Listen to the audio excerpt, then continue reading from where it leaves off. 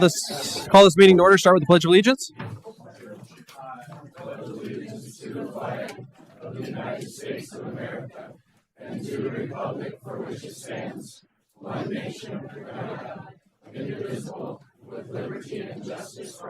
Please remain seated while we have Invocation Zion Lutheran UCC Church come up.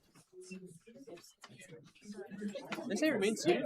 Well, actually, I'm not from stand. Zion Lutheran, but I'm Keith Nelson from the United Methodist Church. Pastor Grimmer couldn't be here tonight, and I said I would take this. So you have to settle for a United Methodist prayer tonight, okay? So would you pray with me?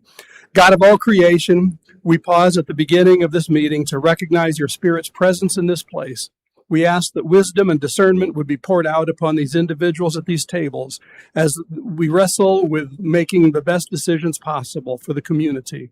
Lord, we give you thanks for this community and the many blessings that we possess. May we all do our part to make this community, this state, this nation, and our world the best place for all to live. May we all remember that on this journey we call life, that you walk with us, caring for us, guiding us, and nudging us to serve one another as we also serve you. And I pray this all in Jesus' powerful name. Amen. Thank you. Roll call. Barrington. Here. Schlimgen. Here. Greenway. Here. Smith. Here. Sabers. Here. Goldhammer. Here. Davis. Here. McCardle. Here. Okay, we have a quorum. Why don't we have the Special Olympic athletes come up here and we'll do a little recognition. You guys, welcome to the front, please.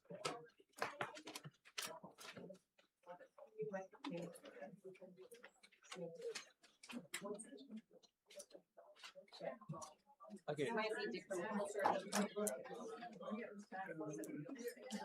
Oh.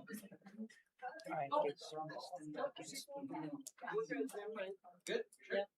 Keep coming. Oh. Stand right here. Okay, at the end of this, we're going to smile and look at the camera, okay? All right. This is a proclamation recognizing the Mitchell athletes competing in the 2026 Special Olympics USA Games. Whereas the Special Olympic USA Games brought together approximately 3,000 athletes, 1,500 coaches from all 50 states, including 65 athletes from South Dakota, compete in 16 team and individual sports, supported by thousands of volunteers and fans.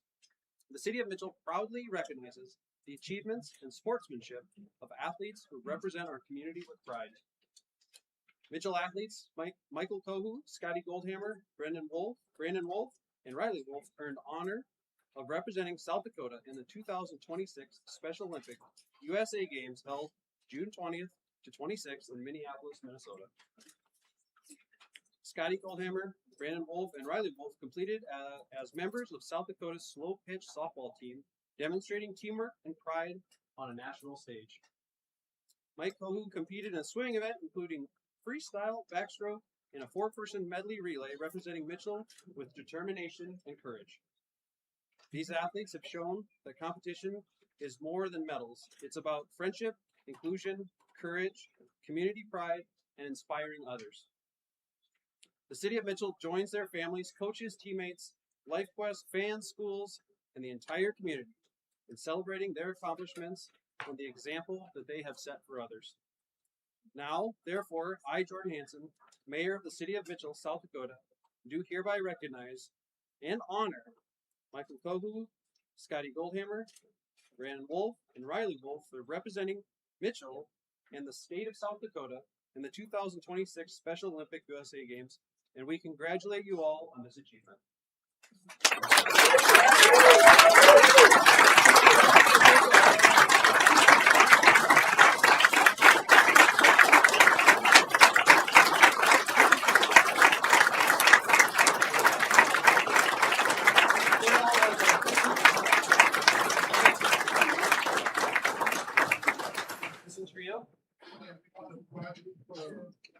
Oh, thank you. Cool. Appreciate that. Yep. I got you guys each one of these. Here you go. Thank you. Yep. Thank you, guys. Congratulations. Good job. No problem. Thanks again, guys.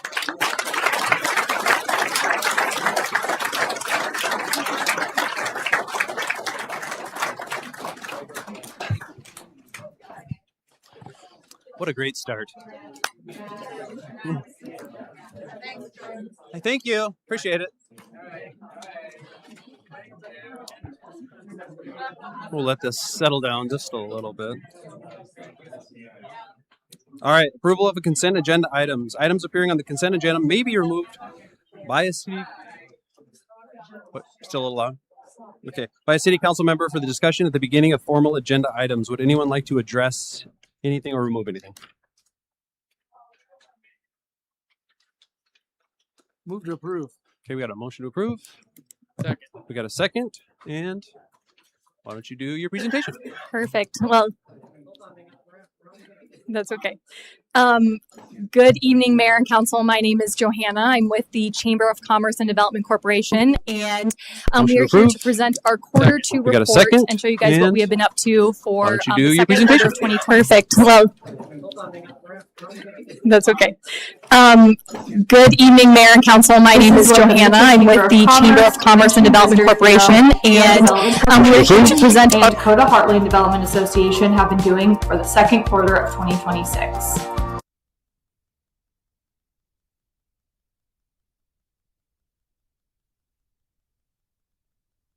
Quarter, as well as hosted 12 ribbon cuttings. The Ag Business Committee hosted the Ag Connections Tour featuring Farm to Table with Oak Lane Colony on June 23rd, where we had 48 attendees, which was our largest Ag Connections tour yet. Looking at government affairs, we held our last two Leadership Mitchell sessions and had graduation on May 28th, as well as a ribbon cutting for their class project, which was wrapping the traffic box at 5th and Main on June 11th. The Government Affairs Committee also held a candidate and issue forum on May 19th at the DWU Sherman Center, where we focused on the ballot measure, school board, and city council. Moving on to Connect Mitchell, the Connect Mitchell Committee held 3 First Friday coffees, one at the Highland Conference Center, one at Michelle's Mad Batter, and one at Short Staffed. We also hosted 2 lunch and learns, one with Lost and Found and one with Tim Johnson AI Consulting. We had 3 mix and mingles this quarter, one with Big Friend Little Friend, one with Puerto Vallarta, and one with the Mitchell Area Community Theater. We also hosted a groundbreaking this quarter for the new Chef Louise. Our Chamber Golf Classic was held on Friday, June 19th. We had 40 teams and 120 golfers, which is our largest golf tournament yet. And now the Mitchell Convention and Visitors Bureau. We have 100 bus tours scheduled for 2026 and counting. We also welcomed a bus tour to the Dakota Wesleyan University Dinner Theater, where they received free dinner and a show from winning a drawing. Looking at 2025 data, Davidson County had $122 million in visitor spending in 2025, which is up 3% from 2024. This data includes anyone coming from 50 miles and out, which includes our regional shoppers, visitors, and tourists. Looking at the entertainment tax, through May, the 2026 entertainment tax is up 1.89%, and the hotel occupancy is down 10% through April. Moving on to tourism events. The 2026 International Roundup was held April 28th through May 1st in Medora, North Dakota, where Keely and Doreen attended. We also hosted a post-FAM tour with international tour guides that came to visit Mitchell. National Travel and Tourism Week was May 3rd through May 9th. We did social media posts and giveaways in honor of this week. Forever 605 Day was also on June 5th, and we did a social media post in honor of this day. The 2026 Literacy Conference was in Mitchell June 16th and 17th, where 900 teachers were in town. We hosted a public event on the evening of June 16th to welcome the teachers, and also hosted a South Dakota 250 flag raising. Palace City Pre-Sturgis Marketing is continuing to go. We received a grant through Travel South Dakota while we do print, digital, TV, radio, and social media marketing efforts. Amperage and Travel South Dakota Peak Co-op also do local digital marketing. And 605 Magazine advertisements for May and June featured Mitchell events. And now the Mitchell Area Development Corporation. The Young Professionals Group hosted Disney Trivia in April, a freezer meal workshop and Star Wars trivia in May, and a tabletop game night in June. The MADC Board of Directors approved $20,000 to fund 40 $500 internship assistant grants for college students completing internships in Mitchell. We had 59 students apply from 11 different colleges and placed 20 plus at businesses. The Community Concierge continues to host newcomer events. In April, they did Dig In and Discover at the Mitchell Archaeological Site. In May, they did From Farm to Flower Pot at Lee's Red Barn. And in June, they did a bike tour at Ron's Bike Shop. The Move to Mitchell $100 incentive and Palace Perk Book coupon book are continuing to be given out to newcomers to the Mitchell area.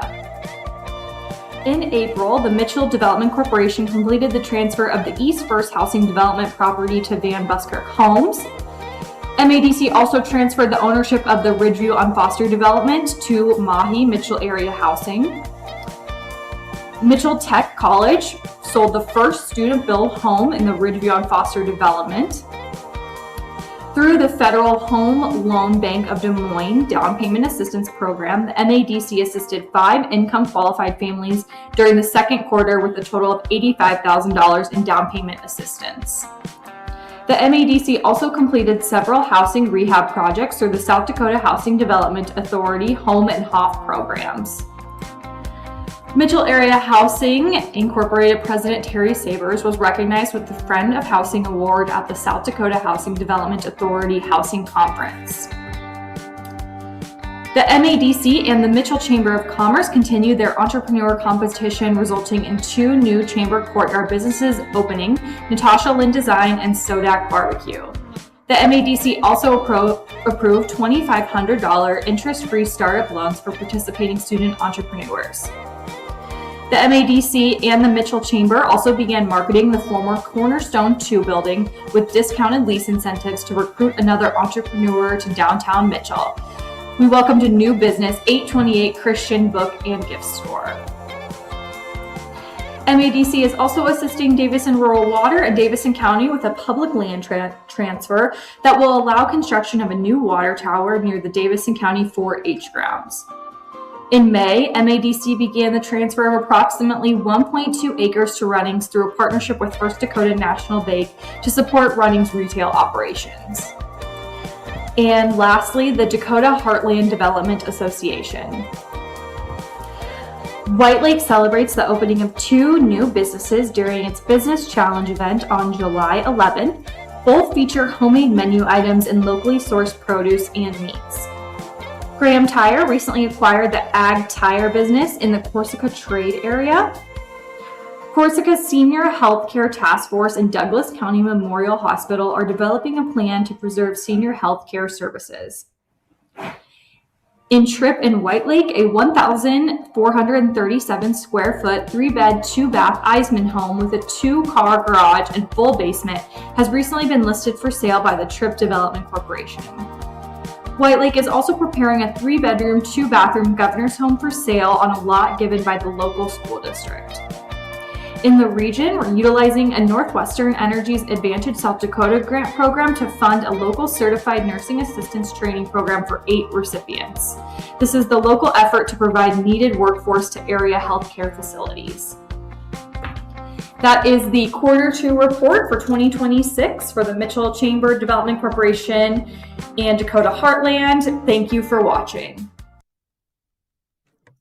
I will state that I was told I spoke too fast, so that one was a little bit longer. I tried to slow down a little bit in that one, so hopefully it wasn't too long. But if you guys have any questions about the Q2 report for our organization, I'd be happy to answer those.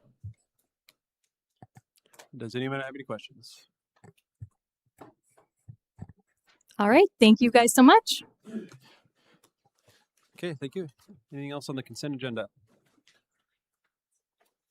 Anyone in the audience like to discuss anything on the consent agenda? Okay, roll call.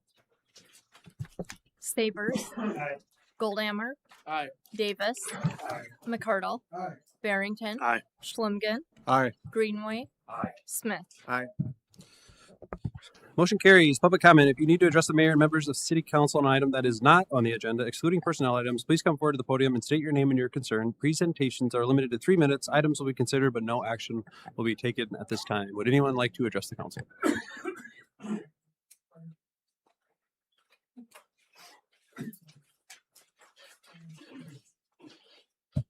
Hi, I'm Elizabeth with Mitchell Main Street and Beyond, and I just wanted to remind everyone that Main Street is going to get their flowers repotted this week. Thank you to Runnings of Mitchell for making that possible. So we'll have red, white, and blue flowers back out there. The heat wave just knocked them out a little bit. So thank you to those and those helping volunteer time to make that possible.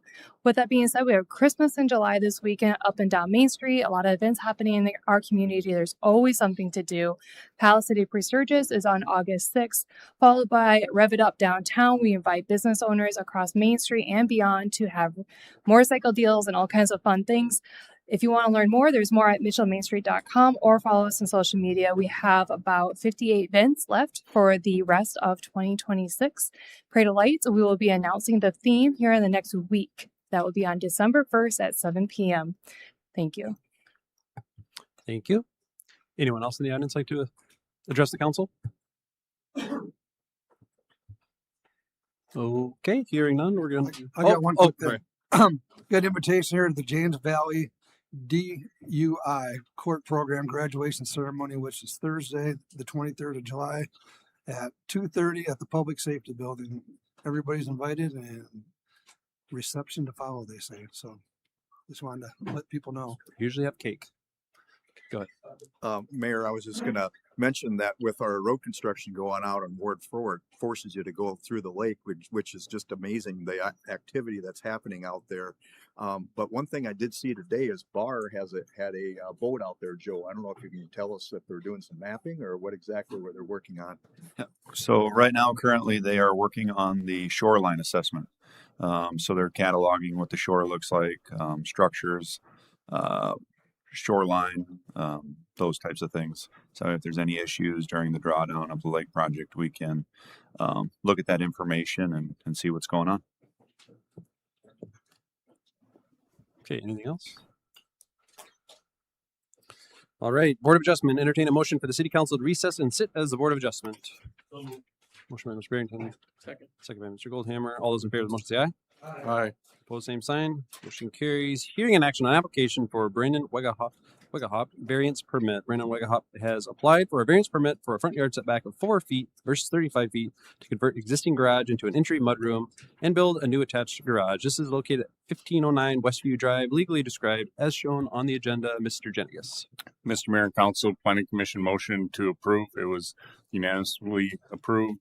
Notices were sent out to neighbors, published in the paper, signs posted. There was one letter returned in favor of this. Applicant would like to build a garage to the east of his existing garage and turn the existing garage into a mudroom and entryway. Access to the garage would be from the south side of it instead of from the east side. So they'd have to change the approach a little bit around there. On his application, he states for his hardship that the land to the north is really slanted. He'd have to bring in a lot of fill into that area. And he also has some utilities that are in that area. So if you were to build to the north, he'd have to be building over where his utilities are coming into his house. I can answer any questions that you have. Thank you. Motion by Mr. Cardle, second by Mr. Sabers. Further discussion? Anyone in the audience like to discuss this? Okay, all those in favor of the motion say aye. Aye. Opposed, same sign. Motion carries. Action to set the date for a Board of Adjustment hearing 8/3/26 for the following three. Move to set the date. Motion by Mr. Goldhammer. Second by Mr. Smith. Further discussion? Anyone in the audience like to discuss this? All those in favor of the motion say aye. Aye. Opposed, same sign. Motion carries. Reconvene as City Council. Entertain a motion for the Board of Adjustment to adjourn and the City Council to reconvene in regular session. So moved. Motion by Mr. Goldhammer. Second by Mr. Barrington. Further discussion? All those in favor of the motion say aye. Aye.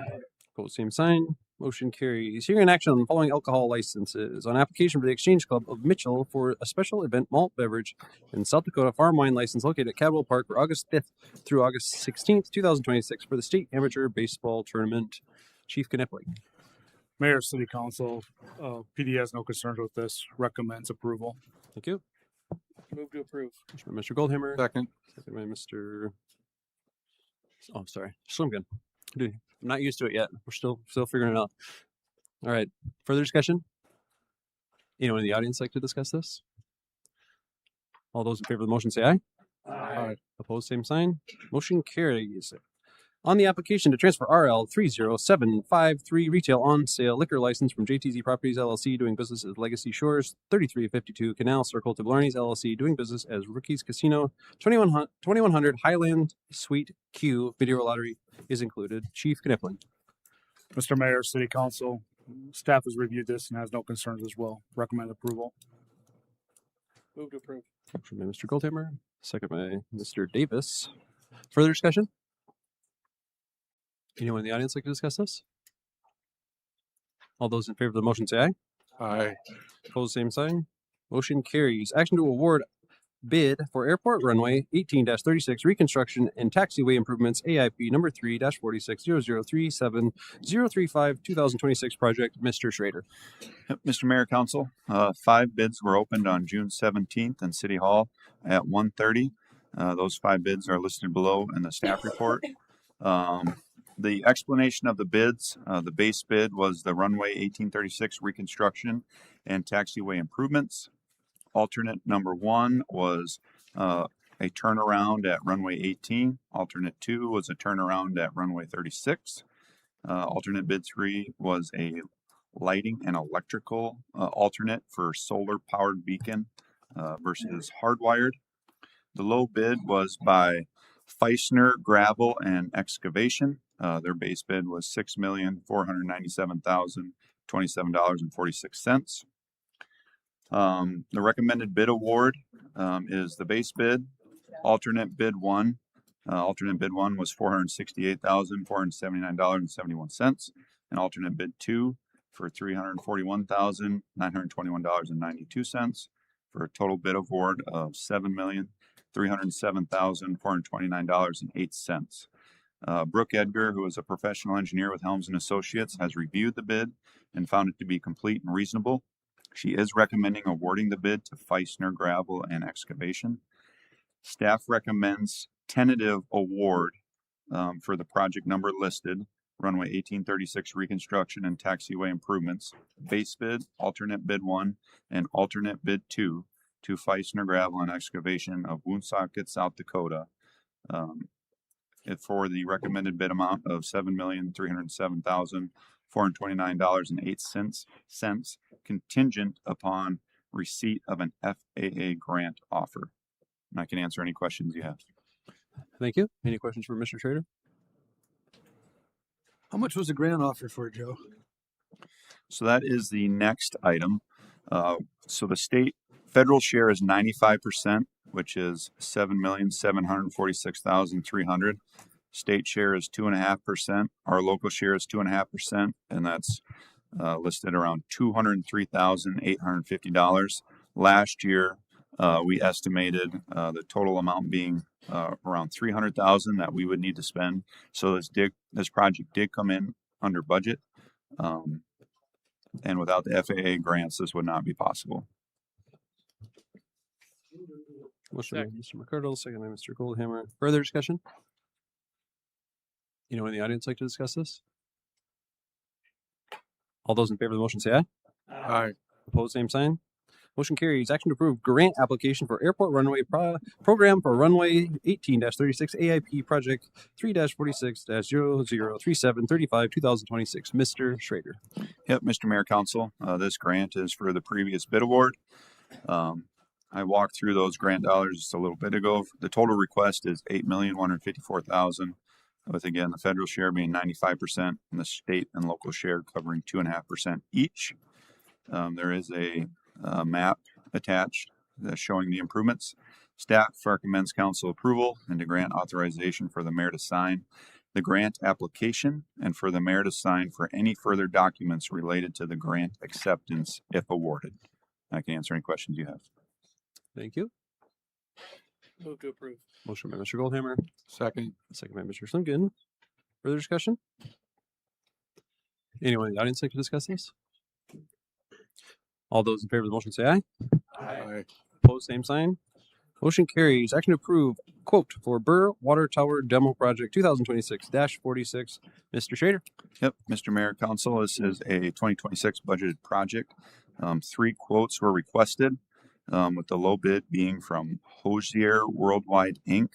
out of Deer River, Minnesota for $97,600. The project will include the removal and disposal of all steel. City staff has coordinated asbestos and lead testing with the Department of Agriculture and Natural Resources. The removal of the concrete footings will be completed by the city. Future water main work will be needed to address piping within the Burr Water Tower area, which we will handle at a future date. Staff recommends awarding the project to Hosier Worldwide for the amount of $97,600, and I can answer any questions you have. Joe, was the 500,000 including something else for the budget, or did it come in that whole? So it came in lower than what we thought, but some of those dollars will also be used for the water main work that needs to be completed. Okay. So bring the tower down. There's a 24-inch line that we're going to decommission, and there's also, we need to clean up the piping at 7th and Burr. The piping in that area is kind of a monster because of where the water tower is now. Since it's no longer in operation, we'll clean that up and get that all fixed up. And then do we use the other buildings to the east of there? So the building east of there is our current traffic shop.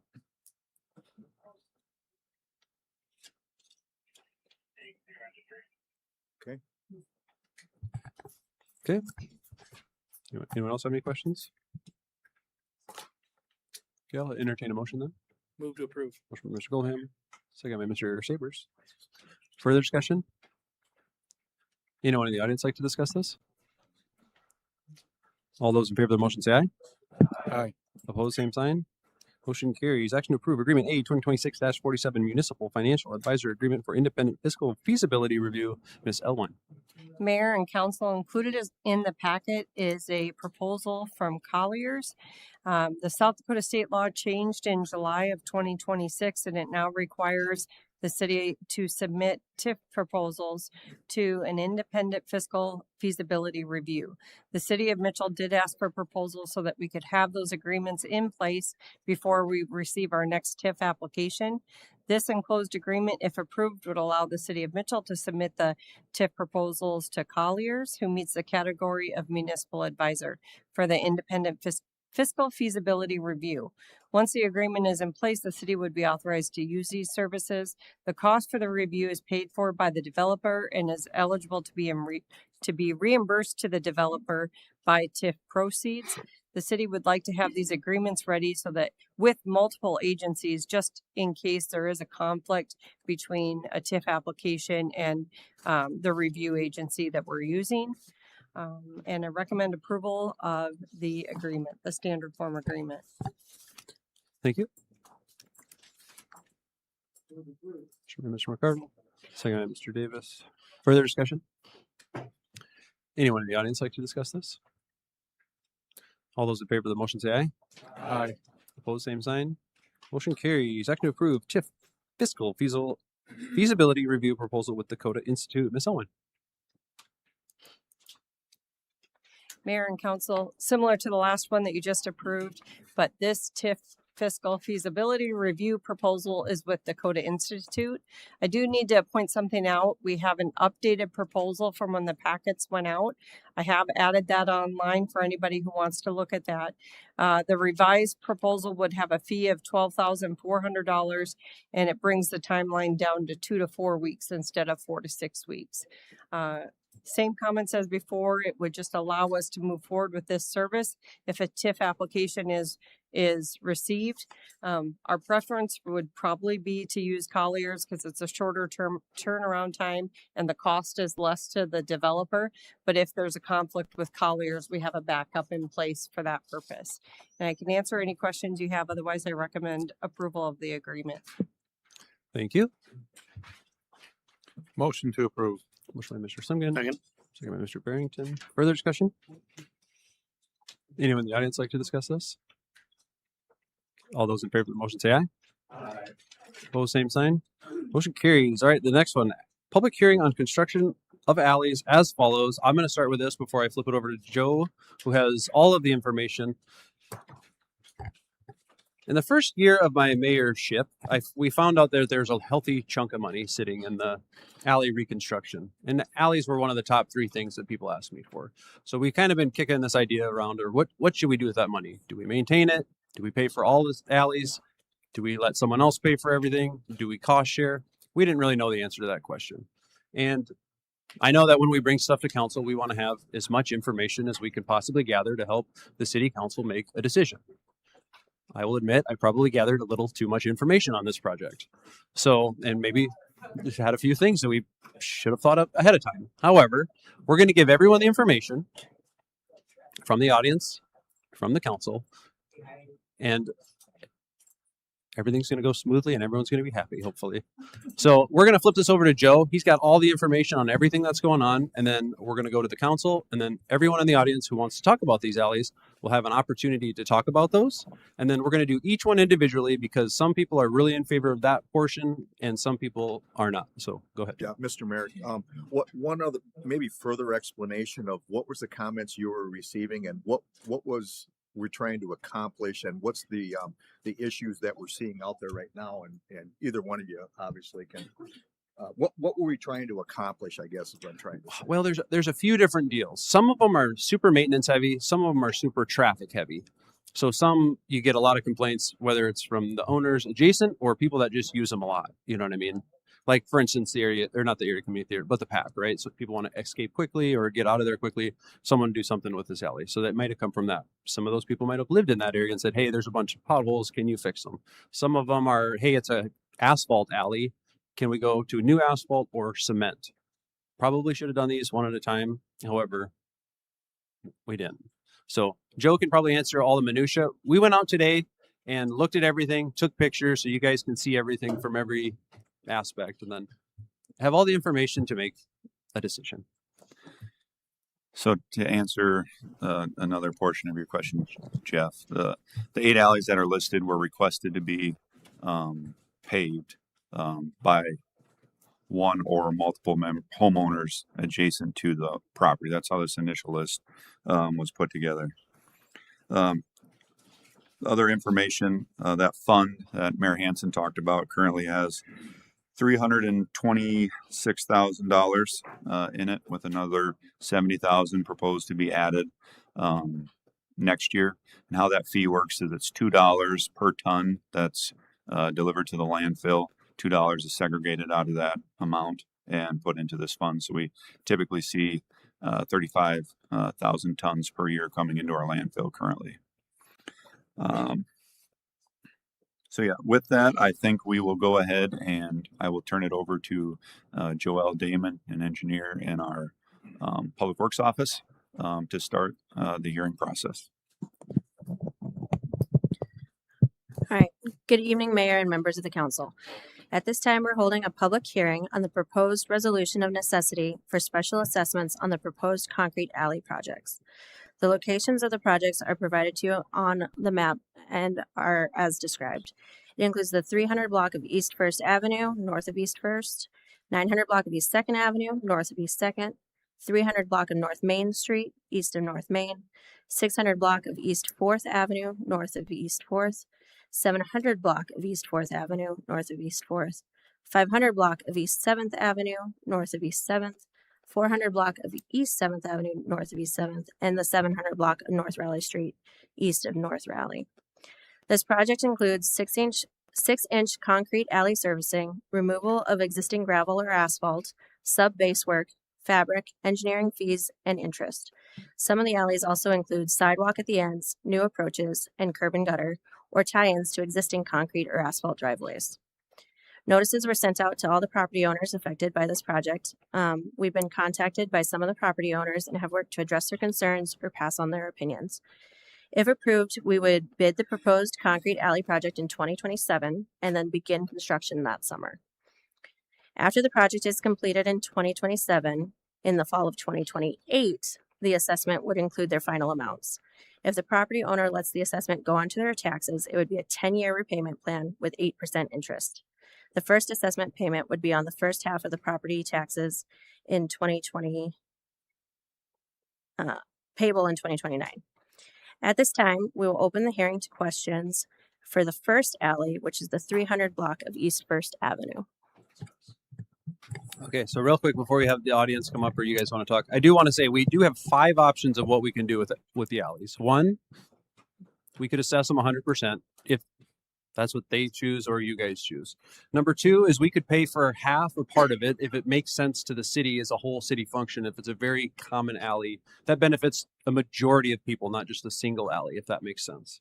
Number 3 is we could pay for everything for every alley in the city of Mitchell, but that would take, if we did one a year based on what we collected for alley fees, around 275 years, which is not going to make sense probably because the alleys will be done by then. The other one, we could just do nothing, or we could do nothing and just keep maintaining what we have. Or if we have a little bit extra alley fund, we could just ramp up alley maintenance, blade them more, add more dirt or gravel, shape them, redo everything. So that's one thing to take into consideration. Those are our options. Now, Joe and I have had probably months or years of discussion on should we go with alley or should we go with cement or asphalt? And just so everyone knows, cement should be sloped like this so that the water can go that way.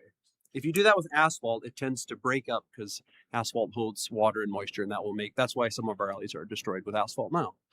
I tried convincing Joe that we should just do valley gutters and then asphalt on the outside, like valley gutters of cement. That would be much more complicated. We don't have the machinery for it. So I just want to give everyone a big history of the things that we've been discussing.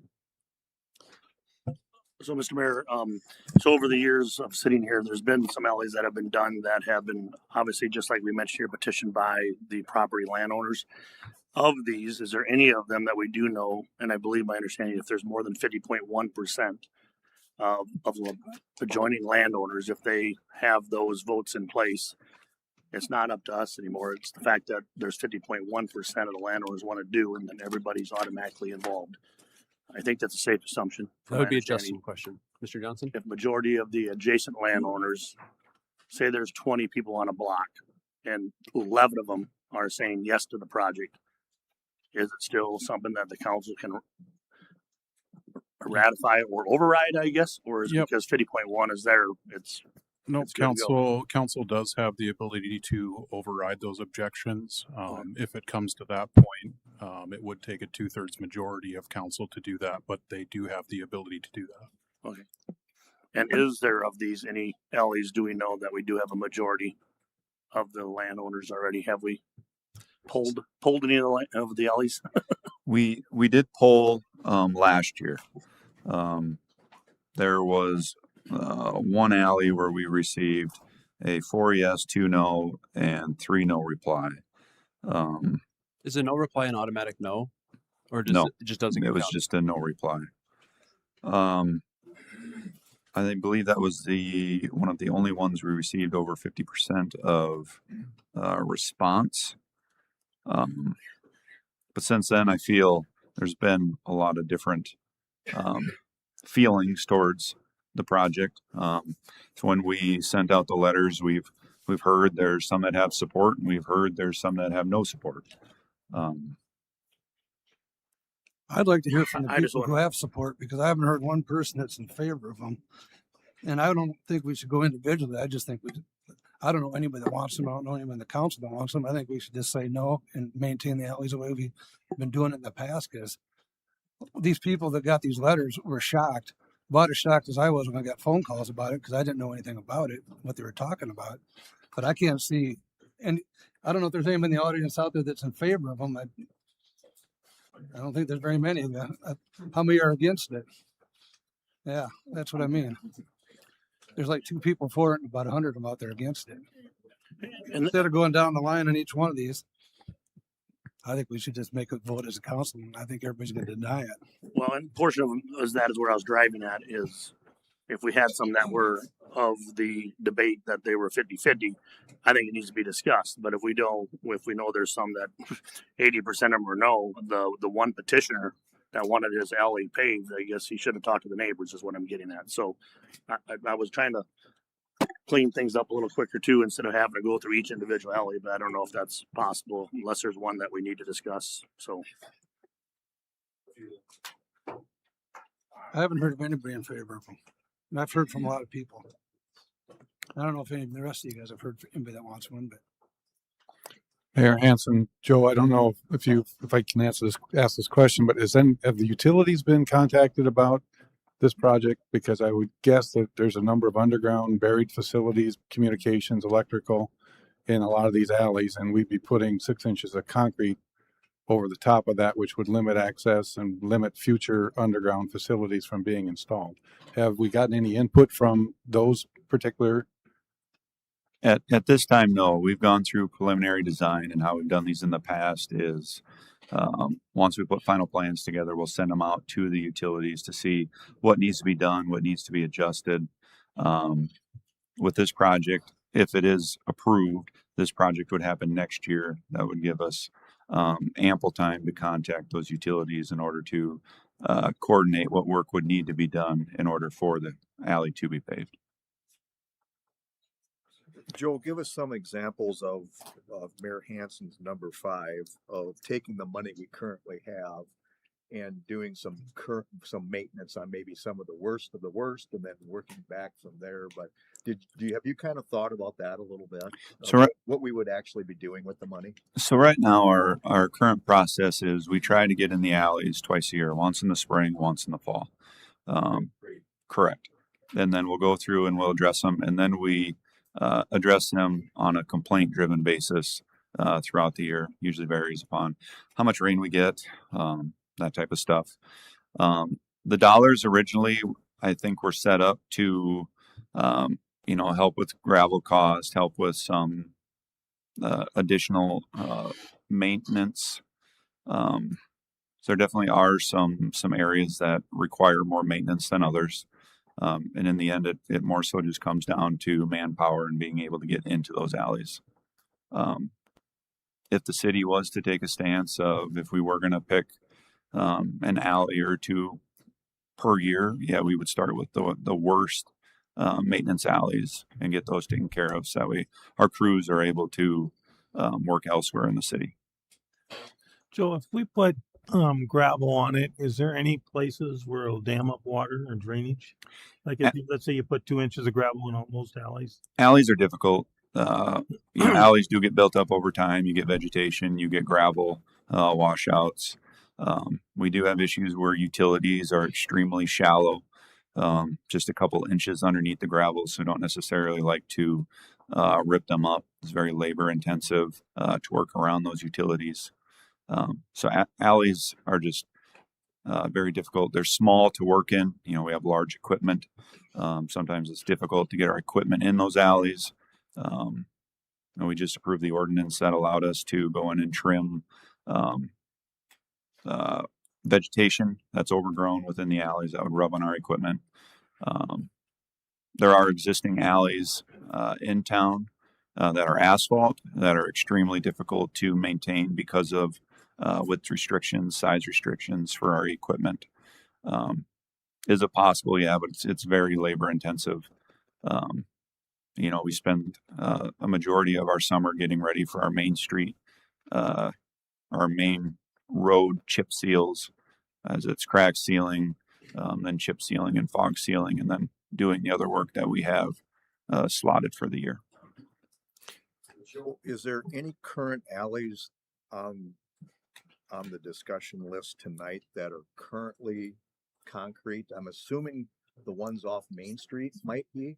So there's 3 alleys that had asphalt or previously had asphalt. The alleys on either side of Main Street are currently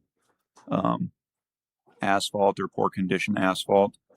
And then the one that's located on the east side of the high school or adjacent to the Muth building, that one, I believe, was once either a blotter coated or a thin asphalt. Yeah, so that was the question we were having.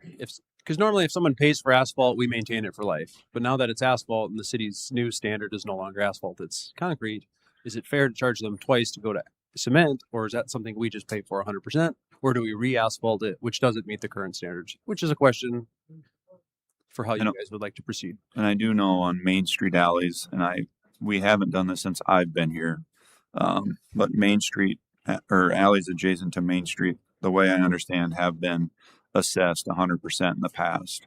We went through the list, and the ones that I can find are 2009, 2011, 1997, 2012, 2011. I think there was one done as recent as 2018 or 2019. That was from, I believe, 2nd to 3rd on the west side of Main Street.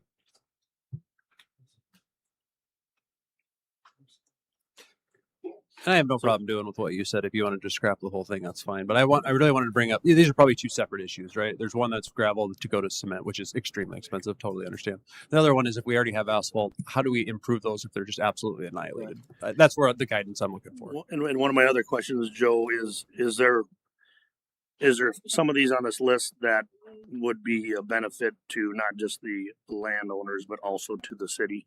And I look at the alley parking, or the alley driveways, the alley ones off of Main Street. Sorry, I'm not saying it correctly. You have a couple of them. I think for those that have been through alleys, half a block off of Main Street, some have been improved over the few years, and some I wouldn't drive down it.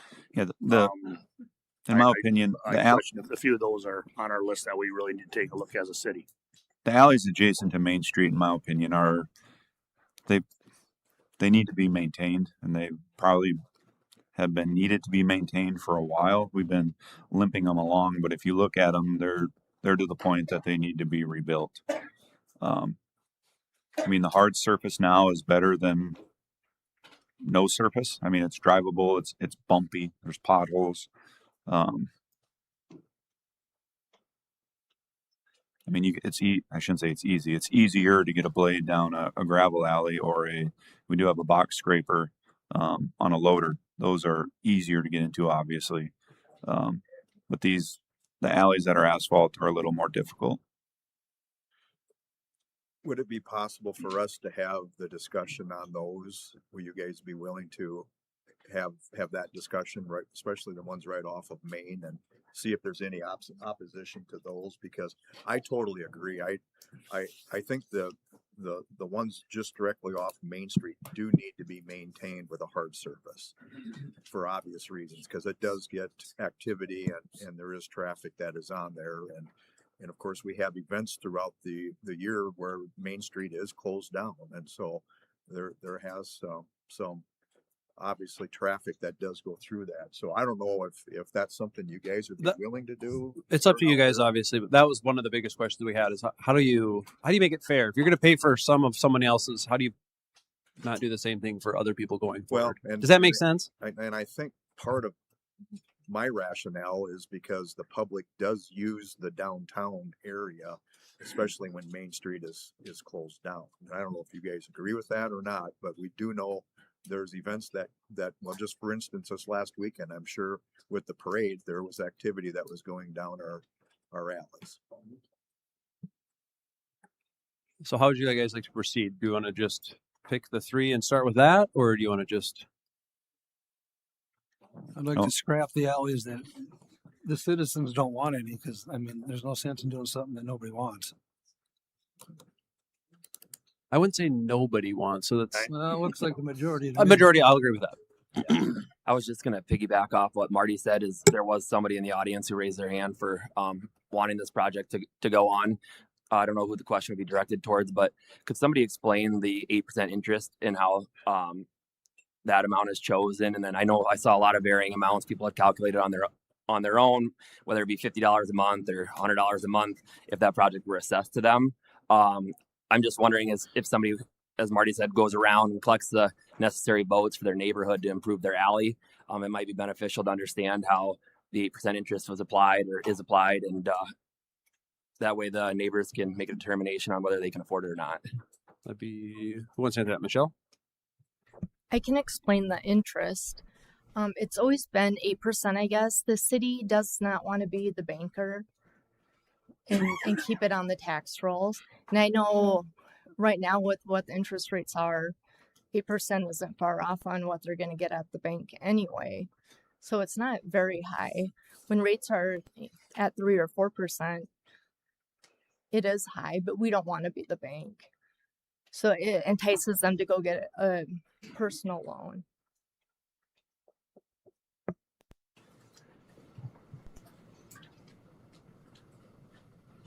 The question, do we use those alleys off of Main Street for garbage collection? Does the city trucks run up and down those alleys? We do not. Does private? Does like Medema or anyone else use those for garbage? Okay. Yeah, there are some private dumpsters. Yep.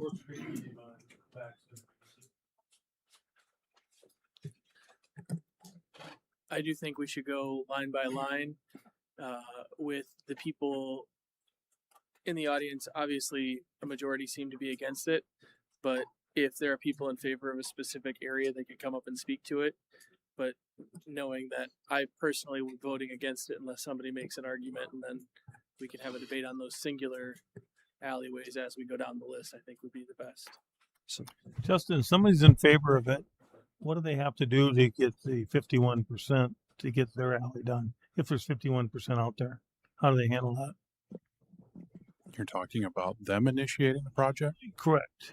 I think if they could bring that, gather those signatures and bring them to the city, we could bring a resolution back for that. That's the same thing we have with the gravel road in town, right? 51% want to pave it, they pay for it. Yeah. Isn't that right, Terry? Not sure the Or last Joe? time we've utilized that process. Yeah, so we have the option to, if we wanted to bring an assessment forward, we could, and then this would be the same process. But you're right, we have had instances where a neighborhood would get together, come to us and say, hey, we have the support to hard surface our alley, and the city's also done that route too. And we've had that, Joe, with obviously the couple of gravel roads we still have left in the city, which, is one by the middle school. There's 4 landowners involved. 1 wanted it, the 3 said no, so it's still gravel. But going back to the majority of the vote, and I know alleys would go that same way, but I guess what I'm looking at is if one person put one of these on a list, one person on an alley of, once again, 12 people, and that one person put their letter together, but the other 11 are saying, no, it's pretty cut and dry. Next. So that's what I was going to That's what I'm trying suggest. to get at, so.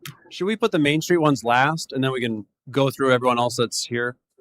Which ones are the Main Street ones, Joel? Can you tell me which ones those are? And which one? What number? Which ones are applied by There's one person? C and H on here. Oh, sorry. 3. 3. Yes, 3 and 8. Yep, the ones that say east of. So those are the only 2 right off of Main Street. Correct. Okay, so there are only 2. So how about we just go down the list? And I think what Tim brought up is probably a good way to go about it. If there's anyone in favor, come up and speak. If not, I think it's fair to assume that That's what I was no gonna- one's in favor of it. That's what I say. It'll be a little intimidating if you're in favor of it. Yeah. But I'll go down the list. If no one's in favor of it, you guys want to just vote right now and then just kill it, or what? I don't necessarily need to hear from all of the ones that are against it. I want to know if there's anybody here to support a people particular are- block. That's what I mean. So that we can limit That's the what time I up was real asking. quick. Tim's got a good answer. And one really quick thing, Mayor, Yeah. is maybe what we can do is we can. Oh, settle down out there. Settle down. We can at least come to a consensus that if the ones that we are going to say no, we'll just keep the same. Are you guys in favor of using the existing money to do improvements? So in other words, Mayor's number 5, Right. is use the current money we have in place to maintain the And maybe increase our so if maintenance we say- schedule a little bit. If we say no to the concrete tonight, at least they know that in fact there's going to be some money. Yeah, definitely keep maintaining them. Yeah, so That's we what we're can here go for. back to Right. Mayor's number 5. Yes. Are you guys okay with that? Because Yes. I think everyone's okay with that. So Okay. maybe you can explain that to everybody. Okay, so real quick. I don't know. I think you just explained it, so I'm not sure. so we're going to start with this gentleman because I talked to him today and he was pretty in favor of it. So which my name number- is Don Walker. I live at the 400 block of East 7th. Which number are you on here then? Number We would 6? be number 7 under 18. Mayor, yeah, I would. Do we have say- to go in order? I would say start with number 1. Okay. Will you come back when it's your turn? I just want to let you guys know I am in favor, but I do got a question. To be in favor also, until you guys decide what you're going to do with that money, it's going to be hard for us to make a decision. I mean, you're going to pay for some, you're not going to pay for some. That's exactly why I work here. So it is kind of hard for us as a group. I mean, if you're going to pay for some of it, or you're going to help us improve the asphalt that's already there, I'm in favor of it. But if we're going to pay for it 100%, I'm not in favor of it. So that's kind of where I'm at. So to give you guys some background of this gentleman's situation is they already paid for their alley to be asphalted. They're asking if we go to cement, can they get some credit for what they, rather than be assessed twice, give me credit for the first time you've been assessed. Would you agree that that's a fair statement? Yes. Okay. So Yeah, no, does that make sense? This is a unique situation. So I'll have you come up when it's your turn, if that's all right, Perfect. sir. Thank you. So, Mayor, I'd just suggest Settle down out there. Go ahead, start Don. at the top, call for proponents of item number 1. If there are any, they can come and say their piece, and then you can call for a motion on that resolution. So can we, I'll move to deny number 1. I'll second it. Okay, we have a motion to deny number 1, which is the 300 block of East First. Is there any proponents of number 1, the 300 block of East First? People, so anyone, Anyone that's in favor of hard services? I'm Josh Peterson. I own a property at 114 North Kimball, which is on that 300 block East First. I am in favor of it. I know there's other that are here that are also in favor. I did talk to, and from what I understood, the paperwork is if people didn't show up, it was a yes vote. That they were in favor. If they didn't show up tonight to contest it, they would be in favor. Is that true, Mr. Johnson? Is that true, Mr. Schrader? Is that true, Joel? It doesn't indicate that in our letter. So we have had other situations in the past where we've had gravel roads or whatever roads, and then a citizen that was involved would physically go around. You guys have all been involved in this, and they go around and they hand us a list. So there's no question whatsoever. Are they yes votes or are they no votes? And so if we tonight, I would say we're not killing these. There is, Josh, if you want to go out and show us that there's support for that particular area, there's no reason why we can't bring this back. Correct. Well, we've got it. So we physically need to see the names. We don't know. We can't slot them in this one or that one without them actually giving us the.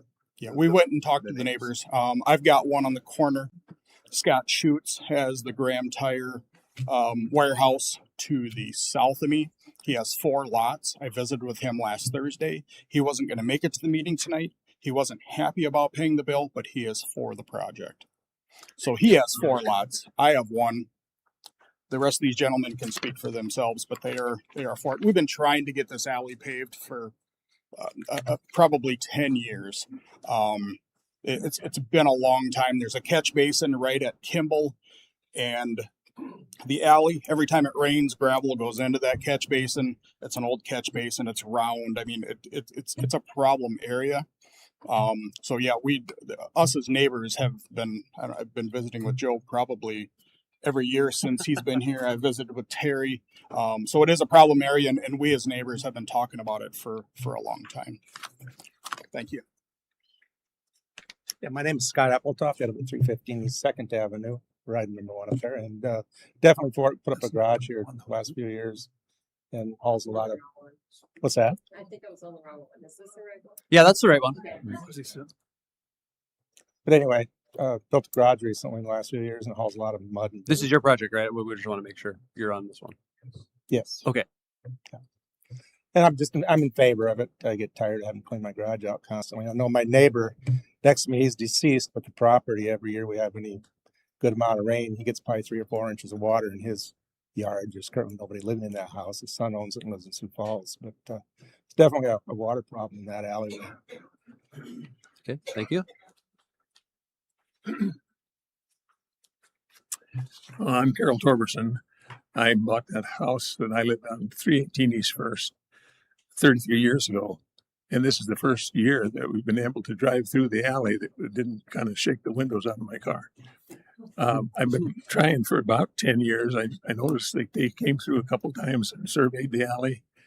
And what happens is they'll go through and they'll blade sand into those chuck holes that are this big. And the next time it rains, it's gone. And we've been working on it for a long time, trying to get something done. And I don't know that this letter ever said that we had to have a list of people, that we have to have the names of everybody that's in favor of. There might be a lot of places in town that don't want an alley, but most of the people on our alley want that fixed. And I don't think anything in this letter said that we had to go around and get a. No, it forever. We're just trying to, again, as the mayor pointed out, we're just trying to get an idea of what we want to do with a game plan. And the council, at least me, and you guys can speak for yourself, is if we see that there is more than 50% that is in favor, then we'll consider it. But if there's less, then there won't be consideration. Sounds like you guys have it. So you can bring We've us a got way list. more than 50%. If there's 6 lots on each side of the alley, roughly, on my side of the alley, there's 5 lots that are already in favor of it, and we don't know about the one on the corner. Okay. And on the north side of the alley, we've got more than half on that side. Mayor, can we put this on if somebody has put it on the next agenda? So you're asking is just take this particular item and put it on the next one, Or and if then, there's more. or what? Or if there's more after this. Okay, yeah, okay. Or When they- whenever. So we'll whenever whittle this whenever they down. whenever they have a list that says the majority of the people are in favor of it, will you please put it on the agenda? Yes, we can do that. Awesome. And if Mayor, they're not in I'm- favor, we'll just Question. get rid of it. Okay, go ahead. I'll just say, is this one where, from what you're hearing, do you just want to table this item and have it come back next meeting? Because it sounds like they may have a majority, or they can document that by the time next meeting comes. Yeah, we can table it. It's up. So I would suspect if we deny it, there still isn't a reason why they can't bring it back, because the motion is. Is there a to cooling off deny period for tonight. this? Well, other than this is a public hearing for an assessment notice, so you're in the middle of that process that's outlined in state law. So Okay. if there's consideration that you might approve it, you might want to table it and continue the discussion. Okay, so that's I'll up to move you. to Tim. amend the motion to table item number 1. And we are second. Is that okay? Does everyone understand what just happened here? Okay. No, not everybody. Okay. So here's what's going to happen. I'm going to break it down real simple. If people come up to the podium and there appears to be more than 50%, we are going to table it for the next meeting, in which case the only way it will pass at that time is if that neighborhood with those adjoining property owners bring back written documentation of a majority support. And then at that time, the council will take it into consideration. Does that make sense? And the table is just for number 1 that's shown on the For board. just this item. Just So you approved. guys are neither approved nor denied. It's going to be on the next meeting. And then when you bring back documentation, we will make a decision at that time. So if I understand what you just said, we could bring back 75% signatures and you still could vote it down. Is that what I'm saying? Is that what I heard? I think that's probably the case for every single thing we would ever bring to city council. They ultimately have the decision. Yeah. But I would imagine that if you brought 75%, they're probably going to go ahead and agree with you. Does that make sense? Yeah, we have Okay. 7 that are absolutely on board. We have 1 that says, I don't care. So I mean, we have. So you're in charge of getting the signatures. I will. Okay, absolutely. Just because we've been working on this forever, we just want to keep the momentum. Sorry, we've been working on this for a long time, so we want to keep the momentum going. Yes. Like I said, we have 7 that have committed, which is more than the 51%. Right. Um, Okay. So does everyone understand their homework? Yes. Okay. So now you guys can maybe understand my point of view, where it seems like nobody was really in favor of it, but there actually is a demand for some of these projects. Okay. Next one. You guys are good. Go get your signatures. Mr. Mayor, before we move on, we need to take a vote on that. Oh, sorry about that. Okay. Mr. Motion. Mayor, real quick, would it be beneficial when those gentlemen bring their signatures back? I mean, is it beneficial at all to us, or does it matter to us at all what they're expecting the terms to be? Just like the gentleman on number 7 mentioned, if he doesn't want his asphalt replaced, if he's going to be paying full price for it, but he may be open to it if there's some money given. So are they expected to bring their terms with them, or? That would be 100% up to you guys. That's why this was such a nuanced discussion. I figured we just knock it all out at once. So it's up to you. That's the thing. Are we going to pay for part of it? Are we going to give them credit if we go from asphalt to cement? I don't know. That's 100% your guys'. We'd probably have to see what the bids are to know what we're paying. I was going to say, it's not up to council to have to decide that tonight. Yep. You can have the next 2 weeks to think about how you want to Quiet down out there, please. handle those. Okay. Does that make sense? Okay. Anyone else in the audience want to discuss this if you're on the first item before we vote to table it? Not very well. One other comment too is that by waiting, you'll know how many alleys you're still Yeah, how many there are. considering after tonight too, which might help with your decision on the finance. Right. Yeah. Yes. I realize this is complicated. I'm sorry. Okay. Anyone else before we vote? All those in favor of all those in favor of tabling it, say aye. Aye. Opposed? Same sign. That one is tabled. Next one, 900 block of East 2nd. Is there anyone in favor of this one? The 900 block of East 2nd, which is number 2. Is there anyone in favor? Well, this looks like an easy one. Move to deny. Second. Motion by Mr. Goldhammer to deny. Second by Mr. McCardle. Sorry about that. Would anyone in the audience like to discuss this? If they vote yes, I just want everyone to, if they vote yes, it does not move forward, even because it's kind of a double negative. Does that make sense? And Joe, as we go through these, if there's one that comes up that you feel the city needs to take a good look at it, please bring it to our attention. Otherwise, if nobody's up here at the podium for this one, which nope, don't see anybody up there, is pretty tough for any kind of support to come from the council, I would think. So You got it, Joe? I'm looking at the neighborhood of this, and I'm assuming just some neighbor wanted it paved. I don't think that came from us internally. Are you in favor of the 900 block of East 2nd to be paved? Hi. Can you state your I name? live in the 900 block on East 2nd. Can you state your name just for everyone at home? Yep. And there's only 2 places in the whole block that are bad. And it's due to the cable TV that settles every year. And both places are behind my 2 houses there. So a little maintenance just in the spring would help a lot. And I've asked for it. I haven't complained. And I've only asked about 3 times in the last 10 years, So I'm not a big complainer, believe me, but it needs to be taken off the list. Okay. So Joe, put it on the other list to just maintain and make it look nice with gravel, okay? Thank you. We'll take care of it. Okay. All those in favor of the motion to deny this one, say aye. Aye. Aye. Opposed, same sign. Motion carries. That one will not be done or assessed. Skip 3. Do we have to go in order? I'll just keep going. Okay, we'll keep going. Next one, 300 block of North Main Street, east of North Main Street. Okay, you guys are telling me to do it. That's what we're going to do. We're going to bring back the commercial one. Next, number 4. If you're out there at number 4, 600 block of East 4th, north of East 4th. Is there anyone in favor of this one? Is there anybody in favor of this one? Okay, looks like we have someone.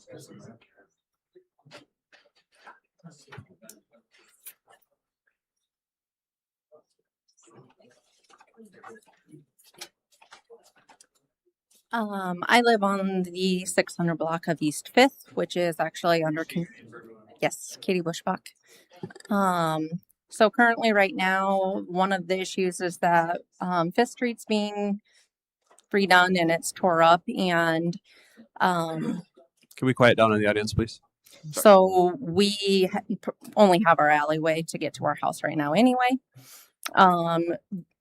It's primarily alley parking. Most of us use our alley for the garage. And then we, if there is off-street parking, it's right off of a really busy corner, which tends to get a lot of traffic and a lot of kids speeding up and down. So even if you are parked on the side street, it gets a little bit sketchy with having your car parked there. It is an emergency route also.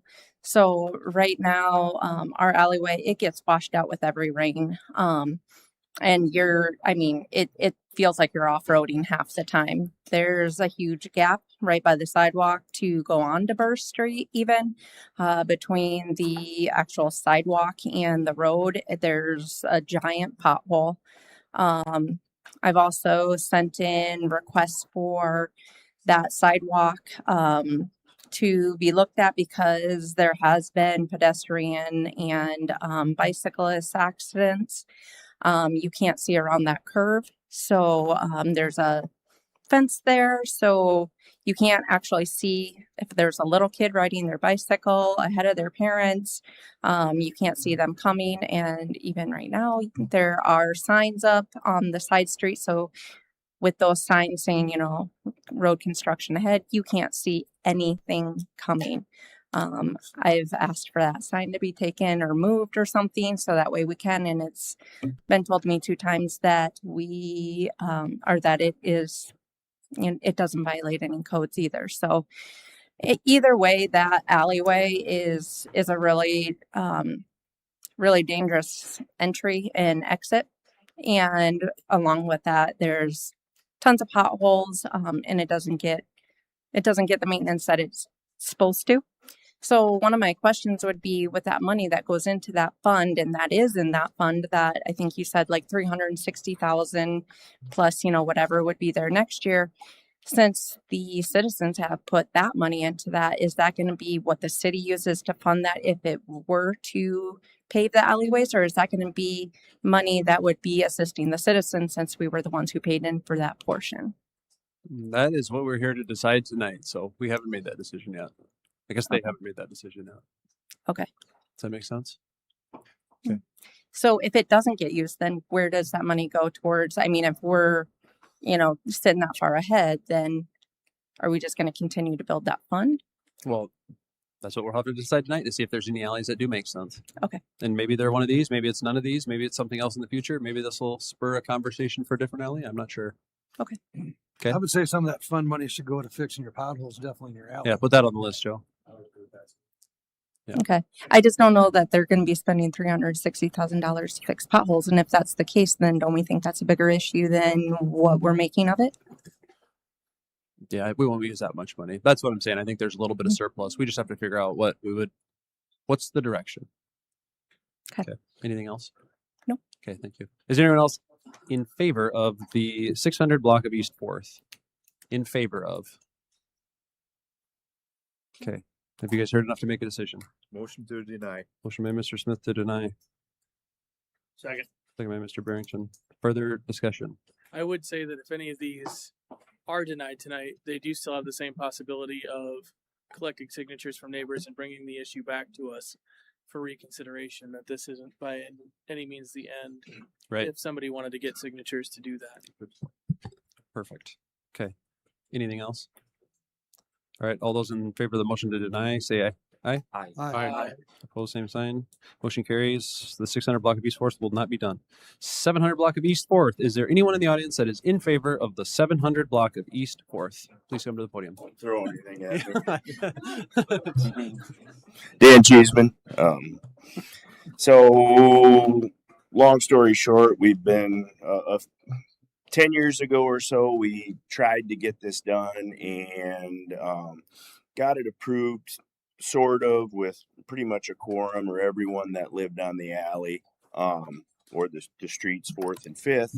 But since then, there's been major turnover in who owns the properties there. So I understand it. There's nine properties on our alley. 7 of them use them as their main driveway, with their garage and everything. There's no access off 4th or 5th Street for most of them. Now, 2 of them, and unfortunately, 2 of the longest or most expensive portions of that do not ever use the alley. So I totally understand the not wanting to. One of them's one of my friends, my good neighbor. So I know nothing's can create hard feelings like financial. So this is selfishly, I really want to do this because just the mass amount of cars up and down our alley a day. It used to be absolutely terrible for potholes. I will say it has gotten better. Thank you. Over the last year and a half. But it's still in the springtime, winter, a mud pit. During the summer, it's a dust storm. And like I said, it's our main driveway. Maybe I'm selfish. I know, but it's just I do represent the largest bill of that. So while it's not great, it's still something I wanted to do. But like I said, I understand if there's pushback on it, but I don't know as of right now. I know Ben is here. He lives on the other end. I don't know if we would have a quorum or majority, whatever you want to call it, of the current residents there. Like I said, previous we did, but I don't know. There's probably only 3 of us that still own that. We're back from that time. So just wanted to speak my piece and not get anything thrown at me. So Thank you. Thank you. I'm Ben, and I own the other end, and just to not cover the exact same thing he just said, is there a reason that you don't just do what we always used to do and send out the letters, find out who's interested? Because of the multi-uses of the different alleys, there's a lot of people in this room that don't have alleys that are ever even driven down. They're covered with grass. There's other places where there's 80% garages and driveway access. Like if you just sent out the letters and let everybody vote, wouldn't that answer your guys' question whether or not you have some alleys that want to be paved and some don't? Because there are people here that aren't representing what they didn't even know they had to represent. Maybe they want it, maybe they don't. But the alleys have a lot of different uses depending on where they're located in town. But we want ours, so I think we can get your signatures back if that's what you guys decide to do. I also think if you guys decide that you're throwing money towards them, you're going to find more people that may say yes that are now saying no. So you're asking us to click these off a list without enough information as to like what we're clicking off a list. So like if you guys would decide first, here's what we're doing. We're subsidizing 20% and we're leaving the homeowners with 80%, and you send out that letter and everybody can send their thing back that said yes or no. Wouldn't that solve all this to let you go forward and do what you want to do anyways? That's the debate we've had in the office a lot of times. How do we make the decision if we don't know what the appetite is, and how do the people with the appetite know until we make a You decision? guys got to decide how they're being funded and what it's going to cost, and then let the homeowners that are on the alleys and the property owners on the alleys say yay or nay, and then it would probably take care of all this without any more discussion. But that's all I have to say. Thank you. So, anyone else on that block? Like to come up? What was that? In favor. Yeah. Sorry. Yeah. Anyone that's in favor of that block. Which one are we on? Number 5? Yeah. Okay. Perfect. I got to start check marking here. Hold on. Okay. Is anyone else in favor of the 700 block of East 4th? I think you guys have enough information to make a decision. And as Tim said, if you guys do want to go out and get your signatures and come back and bring it back, and then give them a chance to get their signatures. Move to table. We want to table. Hold on, and I want to talk if you're going to table. Can I? I'm not for it, but Can you come? I want to. Well, we can't come up and talk about it. I'm the guy he was talking about. All right, state your name, please. I own the second biggest. I don't know what Ben's is, but it's right up in there, and I don't use the alley at all ever. I don't even have access to it. My fence on the backside goes along the entire alley, and I'm not for this because I don't want to spend $10,000 for that. And I also just wanted to speak because I've talked to everybody along 4th Street, minus maybe one person at the very end on 4th, and all of us are against it. So they're going to have a hard time getting the quorum, and I'm fine with if they try. But you said they could get the quorum even if this gets voted down as a no. If you guys vote no right now, he can still get the quorum and bring it back. Correct, is what you said? That is So correct. I think for the piece of the rest of us on the block, if we can vote it down no today, and then they can work on that quorum, I would appreciate that. So I don't have to sit and watch my mail and follow this. In a second meeting. That makes sense. So I'm asking that you'd vote it no, and then, as you said, they can get the quorum and bring it back to you if that's how it ends up. But I'd rather put that burden on them than on the rest of us as to come back a second time. That's fair. If you would. That's fair. So I'd move to deny because they only have. I'll remove my motion. Okay. What is your motion? To table. What's the table? Okay, so now I'll move to deny because there's only 2 out of they can get the rest of their group together and then they can come back. Perfect. Yeah, and at that point in time, as Ben brought up, then we might have somewhat of a plan of saying, are we going to pay for any of it or part of it? And that's a discussion I'd like to have at the end of this. Perfect. To make for sure that we kind of give Joe some direction. So is that a second? Yeah, I'll second. Okay, perfect. So before we vote, then Justin. So if there is a deny, is there obviously we got to specify time for hearings? They got to be notified for so long. What kind of delay are we looking at compared to a 2-week getting signatures? That's what. And then do we got to pay to? It might be an additional meeting. I'd give them, one I'd give additional them two meeting. meetings to get. I think one meeting is probably too soon. I'm just looking at what the process has to be internally if one is denied, just like the other thing, there's obviously the 20 days. Do we gotta pay for a hearing? Do we gotta pay to get it? Yep, we'd have to pay to have it re-advertised. We'd have to send out the letters again, hit that timeline. I would say, just to be conservative, a month and a half to 2 months to get it back here.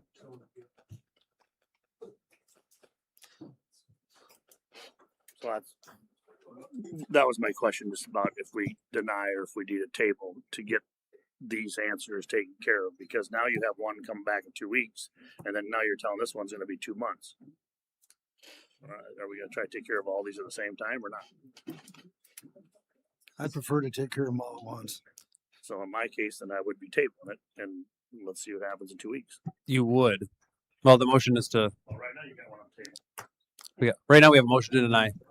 Okay, we have a motion to deny. Let's do a roll call then. I'm not sure what you guys want.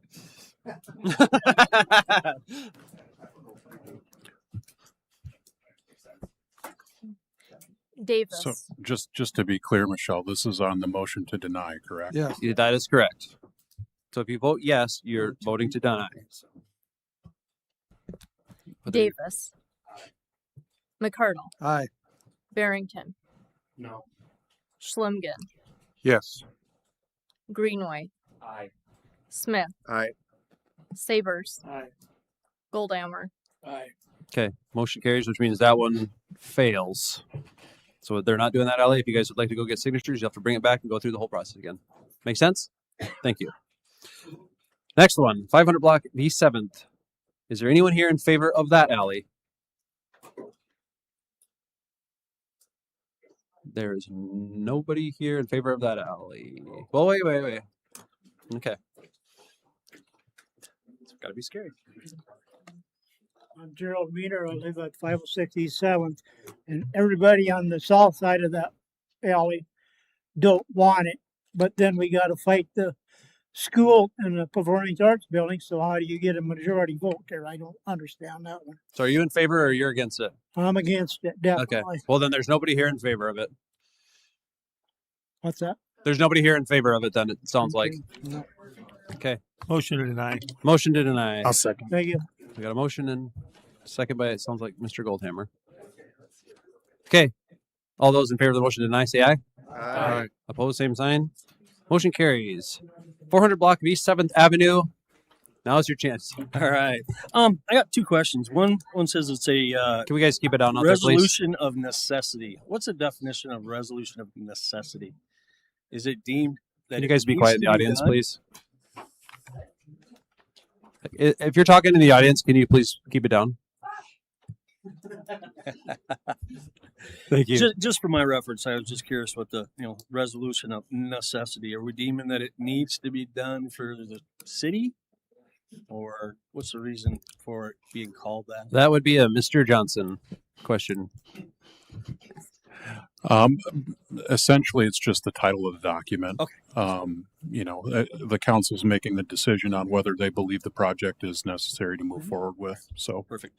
Well, with that said, 400 block of East 7th, Muth Electric owns 6 lots. I own 1. I am speaking on behalf of them also. So we do have 51%, and I think maybe even 60%. So I think it would pass. My biggest thing is it is a paved alley now. It also has hot traffic from the back center. I'd like to guys think about those two things when you're looking at funds and how you might disperse them. Okay, so this is one of those unique situations we didn't know how to answer. They've already paid once for an assessment for asphalt, and now the city's new standard is cement. So how do we make it fair? Do we charge them twice, which probably is not fair to them, or do we give them credit for the asphalt or what the asphalt would cut? Joe, I don't know what you want. in the past, when they paid for something, and the city's supposed to keep it up for life after they do it in, Unfortunately- what happens if you change from asphalt to pavement? So within our roadways, that is our current standard. Is the road is built once and then we take it over. Right.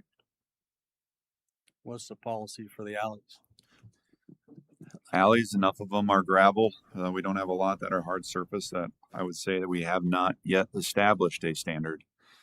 Like I said, the alleys along Main Street were asphalt prior that have been assessed 100% by the property owners, or to the property owners. Who paid for theirs when they put it in?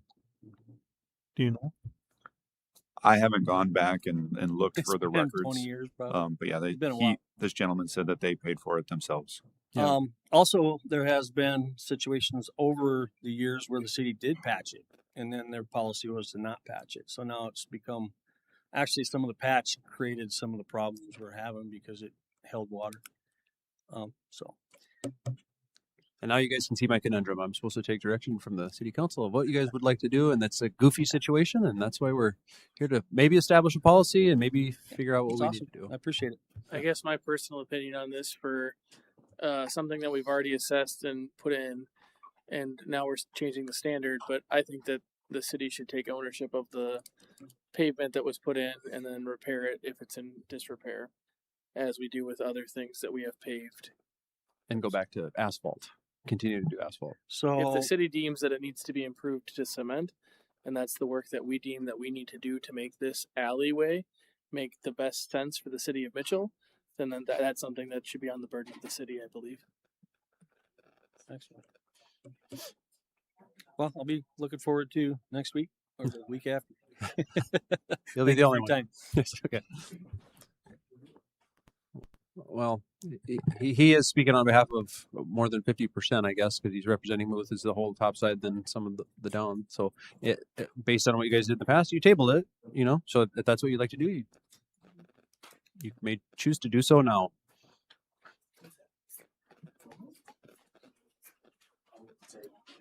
Motion to table. I'll second. Second to table. Further discussion? Anyone in the audience like to discuss this one? Okay.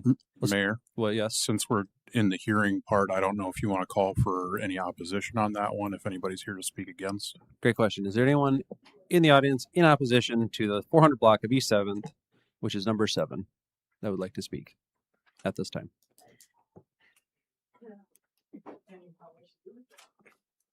Cool. Okay. Don't be shy. Come on up. Yes.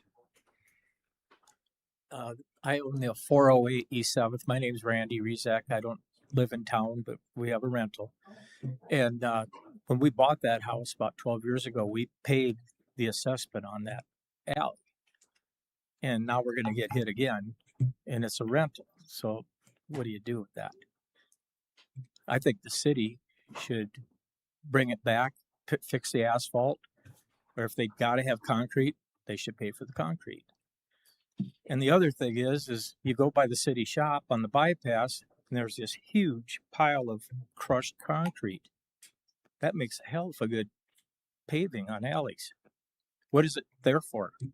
I believe we use that as base for the rest of our roads. Crushed concrete? Yeah, we use it as a base before we lay down asphalt or cement. Okay, because there's a lot of it piled up there, and that would make a lot of alleys in good shape. That's all I have. Okay. Anyone else? For or against? Tim looks like he wants to say something. I still think we should deny this because I don't feel the assessment makes sense to me, that we've already assessed these individuals, these homeowners, for that improvement. And so now we're saying that we want to improve it even more and assess them even more. But in all other aspects of an assessment, we would have said that we take ownership of that.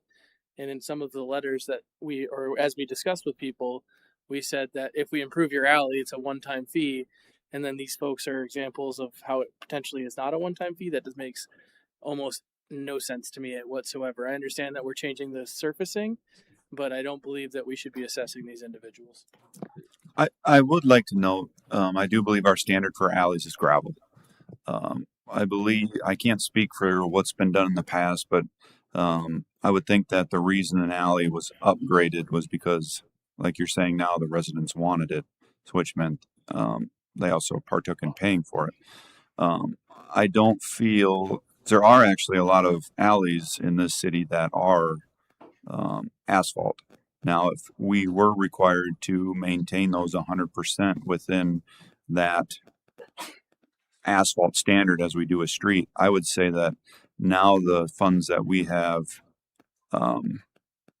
saved up have just been spent, because the alleys that are existing are in the same situation that this alley is in. It was paved, but now they are deteriorating for the fact that we struggled to get in there to maintain them because of equipment size. Our standard for alleys is currently gravel. If it is council's decision that we are going to maintain current hard surfaced alleys to that standard, we now have shifted our budget focus, and that is direction that's given to me how to spend those dollars.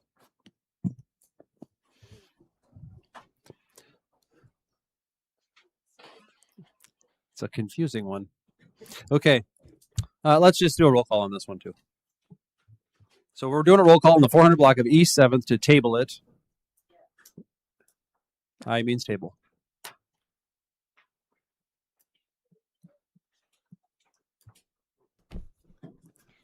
Barrington. Aye. Schlimgen. Yes. Greenway. Aye. Smith. Aye. Savers. Aye. Goldammer. No. Davis. Aye. McCardle. Aye. Okay, motion carries. That one is tabled. Should we go back to number 3 or number 8, or do we want to have a little discussion on how we're going to handle Let's do 3 or 1 and 8. 3 and 8? 3. Okay. Do we want to discuss how you guys want to handle them first, or you wanted to see who's in favor first?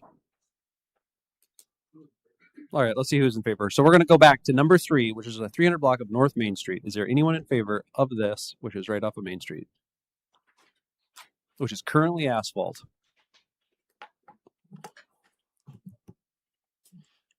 Okie dokie. How did it become before us? Because this is an asphalt alley that is in rough shape that probably needs to be, that people have asked for. It's asphalt. So now the question, I don't know, there's people that ask for it. I didn't see anybody coming up, so that's why you asked. Right. Who's in support of it? Nobody was moving. But I was going to say, Just maybe because this is- they could be supportive of it and say, hey, you need to do something. And it's like, well, what do we do? Do we do asphalt or do we do concrete? That's why the discussion's here tonight. That makes sense. And I think what you said earlier to those Main Street alleyways, we hear more from general public than just Right, residents exactly. living on the alley. Yes. This is the only remaining alley on the east side of Main Street that is asphalt that has not been assessed to a concrete alley. Maybe you just answered that, but did the business owners pay for that, Joe? The current beat up asphalt? It's my understanding that all alleys adjacent to Main Street have been assessed. They have been. Okay. Yep. So again, it's, we have to make a call in the office. Do we pay for it again, or do we improve it? And if we do prove it, do they pay, or do we have? I did not understand that question. If your question was this alley that's asphalt currently was assessed when it was paved? I don't know the answer to that.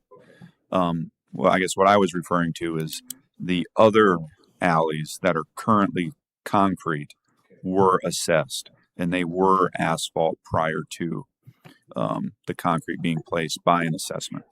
And Joe, do you know if any of those assessments were the city funded any of that assessment? I'm just thinking of like the one, I can't remember, it's by the Carnegie. So I know there were some that anyone that obviously had city property adjacent to, we partook in those portions. Okay. But Like our anything that parking was lot? private was assessed 100%. Okay. Is my understanding. Why don't you come on up? Did anyone ask for that one to be done? Like, was it brought Did up anyone to ask for that one to be other done? than other residents, like no one that owns property in that alley? It was on my list, so at some point somebody asked for it. Now, whether it was specifically for it to be assessed or for it to be improved, more likely for it to be improved. I do know there are basements within there that do receive water during larger rain events from the alley. Concrete surfacing would help prevent that, not necessarily 100% prevent it, but definitely help. So those are some of the issues that some of those properties are up against. I guess like my thing is like it's an alleyway, and if you walk down that alley, like you can even look at some of the pictures there. There's far bigger issues, like the building's actually maintaining structure than the alley. We have been renovating one, like the one that we own for like 6 years, but as we get into it, we're very concerned about the building that shares a wall with us, and being that we're across the street from what used to be 2 large buildings that are now a parking lot. I mean, that to me is kind of more of a concern than an alleyway. And I know, like, yes, like Main Street has flooded, but all the water that came in over the last 6 years that we've had the building, it's always been from Main Street flooding and nothing to do with an alley. We also have a basement, but any water that's came in has always came in from the Main Street side and not from the alley side. And again, like, I think unless anyone's actually asked for it, I think there's more concern than the actual alley itself, like the actual road. Can we have you state your name for the record? My name's Alex Morris. Thank you. We're on number 3, right? Yes. Motion to deny. I'll second. Second by Mr. Goldhammer. Thank you. Anyone else in the audience want to discuss this one? Okay. All those in favor of the motion to deny, say aye. Aye. Opposed, same sign. Motion carries. Last one, 700 block of North Raleigh Street, east of North Raleigh Street. Anyone here in favor of that one, which is, again, right up? Yeah, we pull that map up. So that is right behind the Core Trust Bank.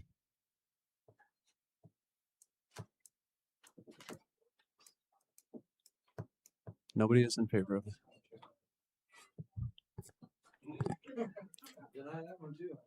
Okay, motion to deny. I'll second. Second by Mr. Greenway. Further discussion? Anyone in the audience? So just on your list, Joe, again.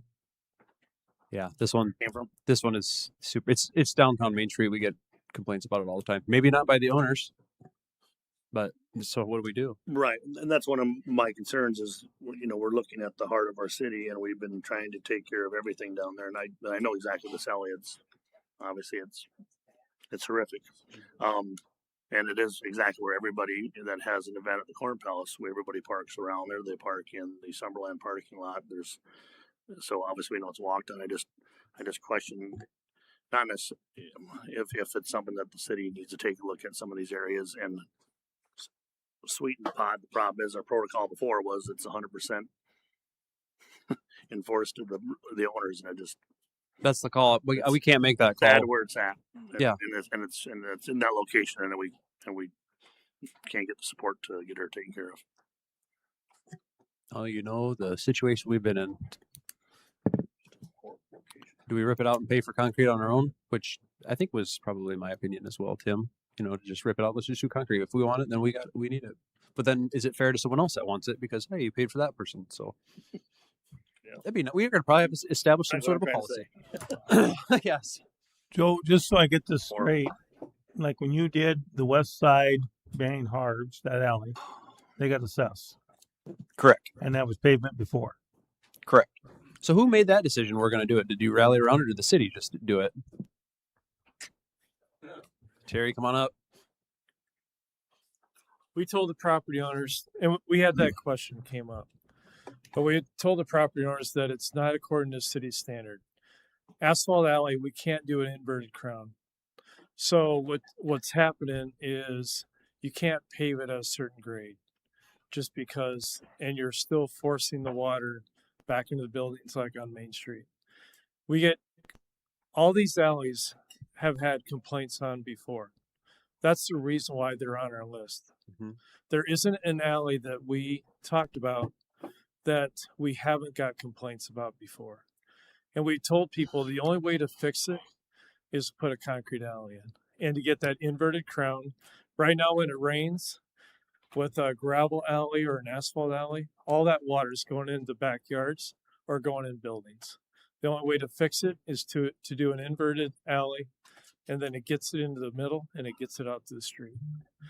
So we told the people that had asphalt alleys, we'll rebuild it, you pay the assessment, and then you'll no longer have to pay for another assessment again, because we're building it in the way that we need to build it in order to get that water away from your property, get it into the middle, get it out to the street so we could get rid of the water.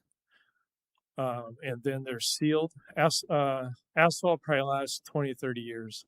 Concrete lasts 50 to 60 years. And it's easier for us to maintain, a concrete alley than it is an asphalt alley. Or even when we blade a gravel alley, we can't blade that invert in there. It gets bladed straight or gets pushed to one side or the other. And then when it rains, it just goes on people's property. So we're trying to make an improvement to make it better. We're trying to lessen the complaints that we get by doing these inverted alleys. And through the last 20 years since I've been here, that's what we've done. And we've done a majority of concrete alleys.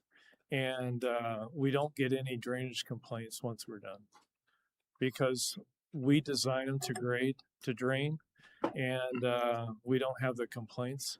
Sure, it's an added cost, and I think if you could come up with some kind of a ratio or an idea of, okay, this is the amount that the city's going to pay for, I think it would help make that decision better.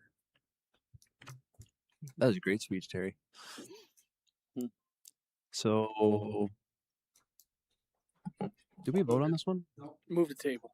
We moved to table. Well, we're on the last one. Motion. We have a motion. We haven't voted on it yet. Okay. Is there anyone in the audience that wants to discuss this? All those in favor of the motion to deny the last one, say aye. Aye. Aye. Opposed, same sign. Motion carries. So we have two tables, right? Okay, and you got those. My paper looks crazy. I have no idea what happened. So hopefully you're keeping notes. 1 and 7. I'm going to put stars next to there. Okay. Hey, 25%. Ain't bad, huh? So now what do we do on the next one? Or do we want to discuss what we want to do in the future and how we're going to handle going from asphalt to cement?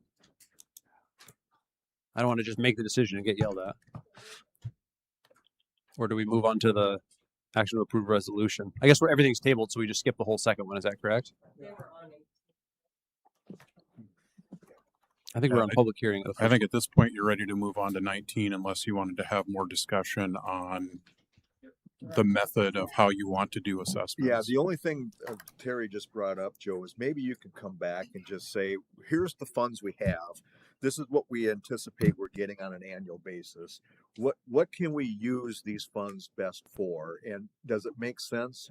And as far as I'm concerned, the Main Street alleys are a different animal than the residents. And so maybe you can come back with just, this is kind of, we do this with sidewalks. We want to put sidewalks everywhere the first year. Well, we know it's going to take 50 years for us because that's what we can afford. So what can we afford for alley improvements? If you can just maybe put some thought, is that something you think you might be able to do, Joe? Yeah. So with the dollars that we receive from the landfill, if we were to pay for 100%, it would be one alley a year. Right, but I was thinking more of a shared. Yeah. And so what is that number as these guys brought up? Is it 80-20? Is it 60-40? What is something that at least we can discuss and then we can decide from there? And I think one other thing to think about is if we are going to focus on hard surface would be the council's stance on maintenance. Yeah. But if we put it all into cement in the alleys, we're not going to have any money left to take care of potholes and hundreds of alleys around town. Well, I think, and I'm not necessarily talking about gravel alleys. I'm talking about hard surface alleys. Because hard surface alley maintenance is potentially more expensive when it's time to replace it than it is a gravel alley. Well, the mayor said that it would be a little over 200 years to replace them all with concrete based on the money collected. So am I correct in saying that if we pay 50%, it's going to be a little over 100 years still? I mean, this guy's good at math. Yes, that's correct. So I'm saying I don't think that it's even feasible to do with 50% if it's going to be done in any amount of time. So I'd say 20 would be the best. Yeah, I mean, that's probably a good number. Joe, what's your opinion on that? Question, Mayor, the money that we're collecting from the landfill fees, was that intended to supplement the budget for maintaining alleys, or was that intended to do replacements, or don't we know?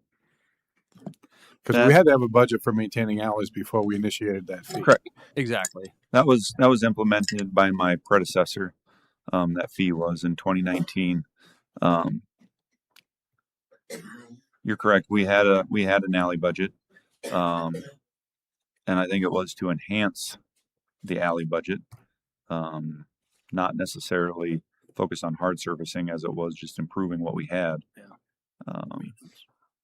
But then nothing happened for like 6 years, and now we have a chunk of money sitting there. What do we do with it? Well, on what though? That's what I mean. That's the argument we have in the engineering department every week for the last 2 years. So, okay. Do you guys have anything else? It sounds like your direction is for us to come up with some sort of cost share to go forward in the future for hard surfacing, and then maybe increasing the gravel maintenance. Does that sound fair to everyone before we move on? Yep. Perfect. Okay, next, action to approve resolution R 2026-47 plat of lots 1 through 8 and lot 8 of Legacy Court Edition. Mr. Jenigas. Mr. Mayor and Council, Planning Commission, motion to approve this unanimously. The applicant is looking to plat off their piece of ground into separate lots. They have business condos on this area. Now they're looking to sell some of them off. It meets the standards for zoning in this area. The center will be an HOA for road maintenance and utility maintenance in that area. Answer any questions that you have. Thank you. Mr. McCarroll, second by Mr. Goldhammer. Further discussion? Anyone in the audience like to discuss this? All those in favor of the motion say aye. Aye. Opposed, same sign. Motion carries. Action to approve resolution R 2026-48 annexation of the Veterans Memorial Park Track 1, a subdivision as shown on the agenda. Mr. Schrader.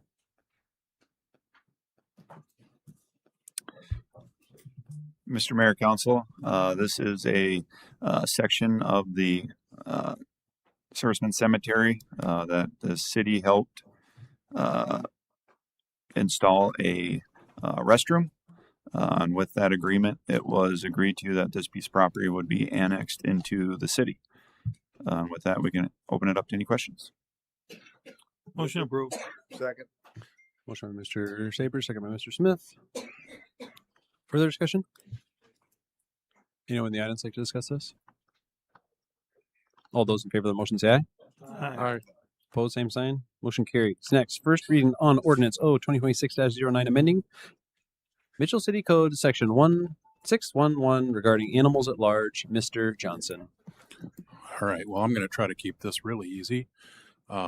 Mitchell previously had a leash requirement in 2022. That ordinance was updated to also allow use of remote pet collars and verbal command to keep the animal under control. This proposed ordinance would move back to requiring the physical leash. And I think with that, we can open it up for discussion.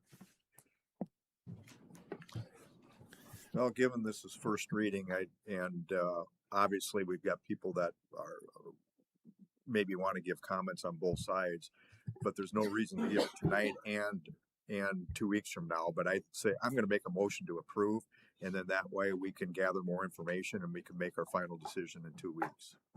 I'll second. We got a motion to approve and a second.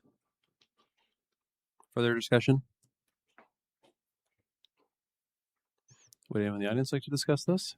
Just to be clear, this has to come back a second time, and at that point, we could have these discussions at that time or at this time. So is there anyone in the audience that'd like to discuss this?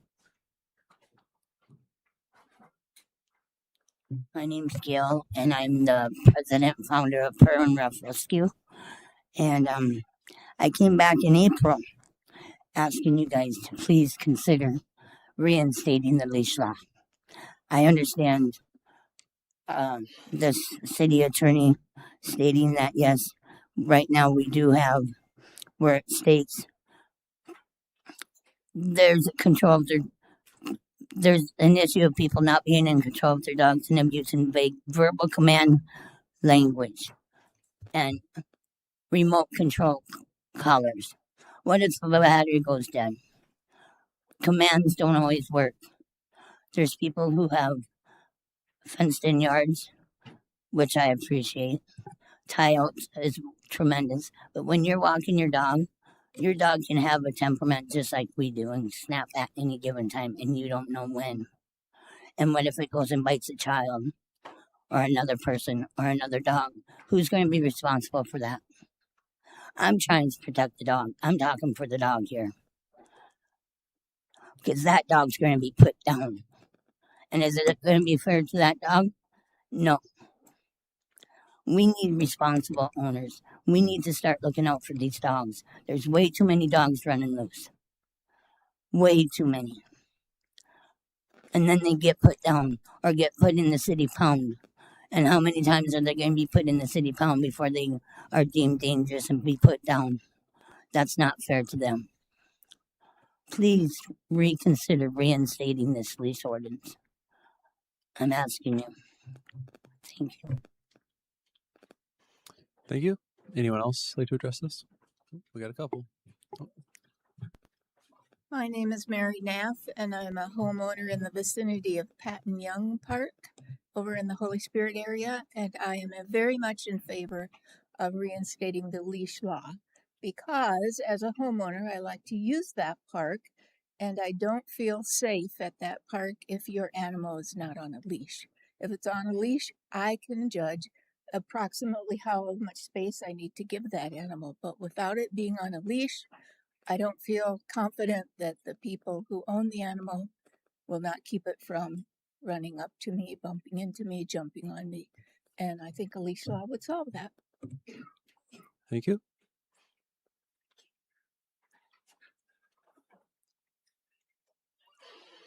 Hello, my name is Lorraine Hussman. In June, as I walked my dog near Doty Park, a woman let her dogs out of her car as I passed them. The dogs ran down the sidewalk and attacked my dog. I never saw them running towards us. My dog had bites all over his body, and I thought they were going to kill him.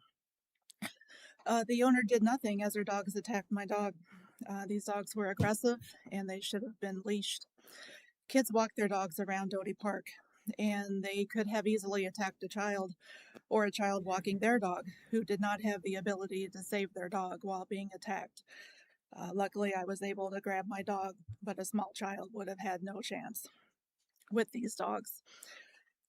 It was one of the scariest experiences of my life.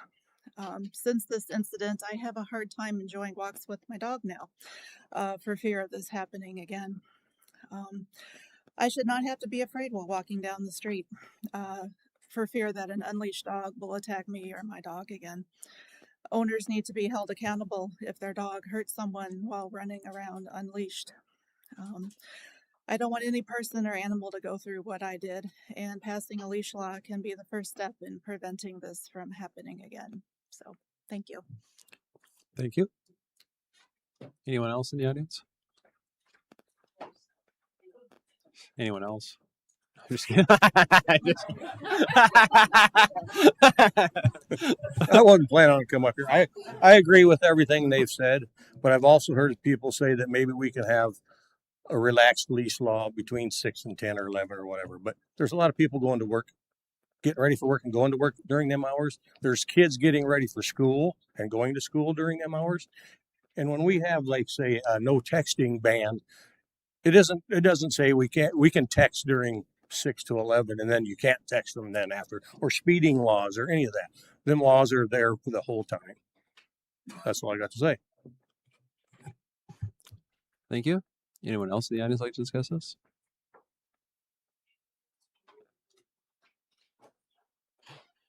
Did you pull a report, Stephanie, of how many other towns have or have not do that? Out of the first class municipalities that were surveyed, there wasn't any first class municipalities that didn't require some type of a leash. Some of them said 3 feet, some of them said 6 feet, but all of them on this list required a leash of some sort. I come back up. My name's Gail again. Huron has a leash law. Pierre has a leash law. Spearfish has a leash law. I mean, Rapid City has one. And not only that, in those towns, they have to be registered with the city. We don't require that one. I'm not asking for that, for our dogs to be licensed. I'm just asking for the leash law to be reinstated. And I guess I could go and get a petition started, but I don't want to because there's been enough said on our Facebook page about this leash ordinance from several followers and people. So there's pluses and negatives. Some are for it, some are against it. Thank you. Thank you. Anyone else in the audience? Dean, how hard would this be to enforce, and what would you guys have to do? Can you guys keep it down out there? So it actually takes away the in control portion of it. Your dog's either on the leash or it's not on the leash. The majority of the dog bites that we have, though, I don't know if this would actually help. I understand Mrs. Huseman's case. I'm familiar with it. A lot of the dogs that bites that we have are dogs that get out of people's yards. So it's not so much people walking their dog; it's dogs that escape yards that we have the most problem with. But I do think it is cut and dry. There's no gray area. It's either on the leash or off the leash, which makes it much easier for us to enforce. And what would the penalty be? Right now, what we do is the first offense is a warning ticket. Second offense, barring unusual circumstances, is usually they're cited into court, and it'll be on a city charge. So I went through that list. It was Sioux Falls, Rapid City, Aberdeen, Brookings, Watertown, Yankton, Huron, Spearfish, Box Elder, Pierre, Vermilion, Brandon, Harrisburg, and T. All have leash laws. Okay. You're assessing a warning based on driving around, seeing a dog off a leash, or you're assessing a warning based on an incident with a dog off a leash? Both. Some of them are called in by, people who report a dog running at large. Other ones are officers see it.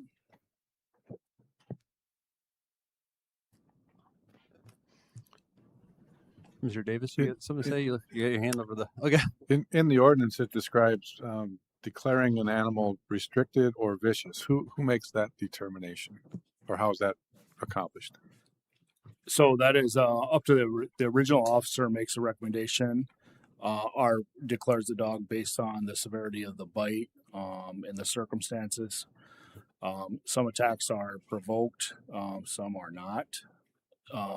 So there's different things that go on, and then there's the Dunbar scale, which is explained in the ordinance, which deals with the severity of the bite. But those are then can be appealed to me, and then ultimately they can be appealed to you guys or cited into court for a judge to make the decision. And I'd just add that the restricted vicious animal process is a separate process from what you have for your animal at large. Would you like to come up, please? Yes. My name is Sarah Beckstrom. I live just like a block east of the courthouse. I feel like the leash law is the bare minimum that Mitchell can do. We've had 3 dogs since we've lived in Mitchell. Has nothing to do with the leash law, but all 3 of them have been attacked. Those were improper fencing. The tile was beyond the sidewalk. So those are not related to this issue at all. But I feel like the leash law is the very start of where we go to make pet owners responsible. And I understand, like, our dogs, we have a fenced yard. They do get out sometimes. And yeah, we should get a warning.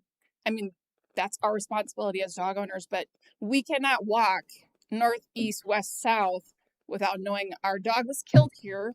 Our friend was attacked here and bit. Our friend, the Hussmans, their dog was just attacked here recently, and it's very upsetting. We have to yank our dogs up when a dog approaches us, and we've had many, many dogs approach us when we're walking. We're just trying to walk our dogs. We're trying to be responsible. And yeah, these dogs are, nobody's calling after them. Nobody's looking for them. Yeah, they might have gotten out of their fence, but I feel like the leash law is the bare minimum that Mitchell can do. Thank you. I had some people reach out to me about this issue. I was one of the people that maybe suggested the ability for if there was a time slot that we could have dogs or animals off leash and targeting, 5 to 8 in the morning. I reached back out to the individuals that suggested that to me, and they told me it's not a hill I should die on. And so I'm not going to attempt to do that today. However, several other people reached out to me and suggested that as we look at a leash law, it's not going to fix owners who aren't taking good care of their dogs.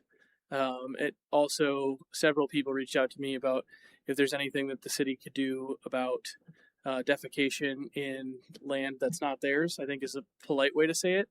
They don't like when animals come onto their property, leave a present, and then the owners do nothing to retrieve that present. And so if there's something that we could do about that issue as well at a future time, I realize it's tangentially adjacent to this, but I would consider that be a part of animal control as well. Anything else before we vote on the first reading? Okay. All those in favor of the motion say aye. Aye. Opposed, same sign. Motion carries, and we are adjourned.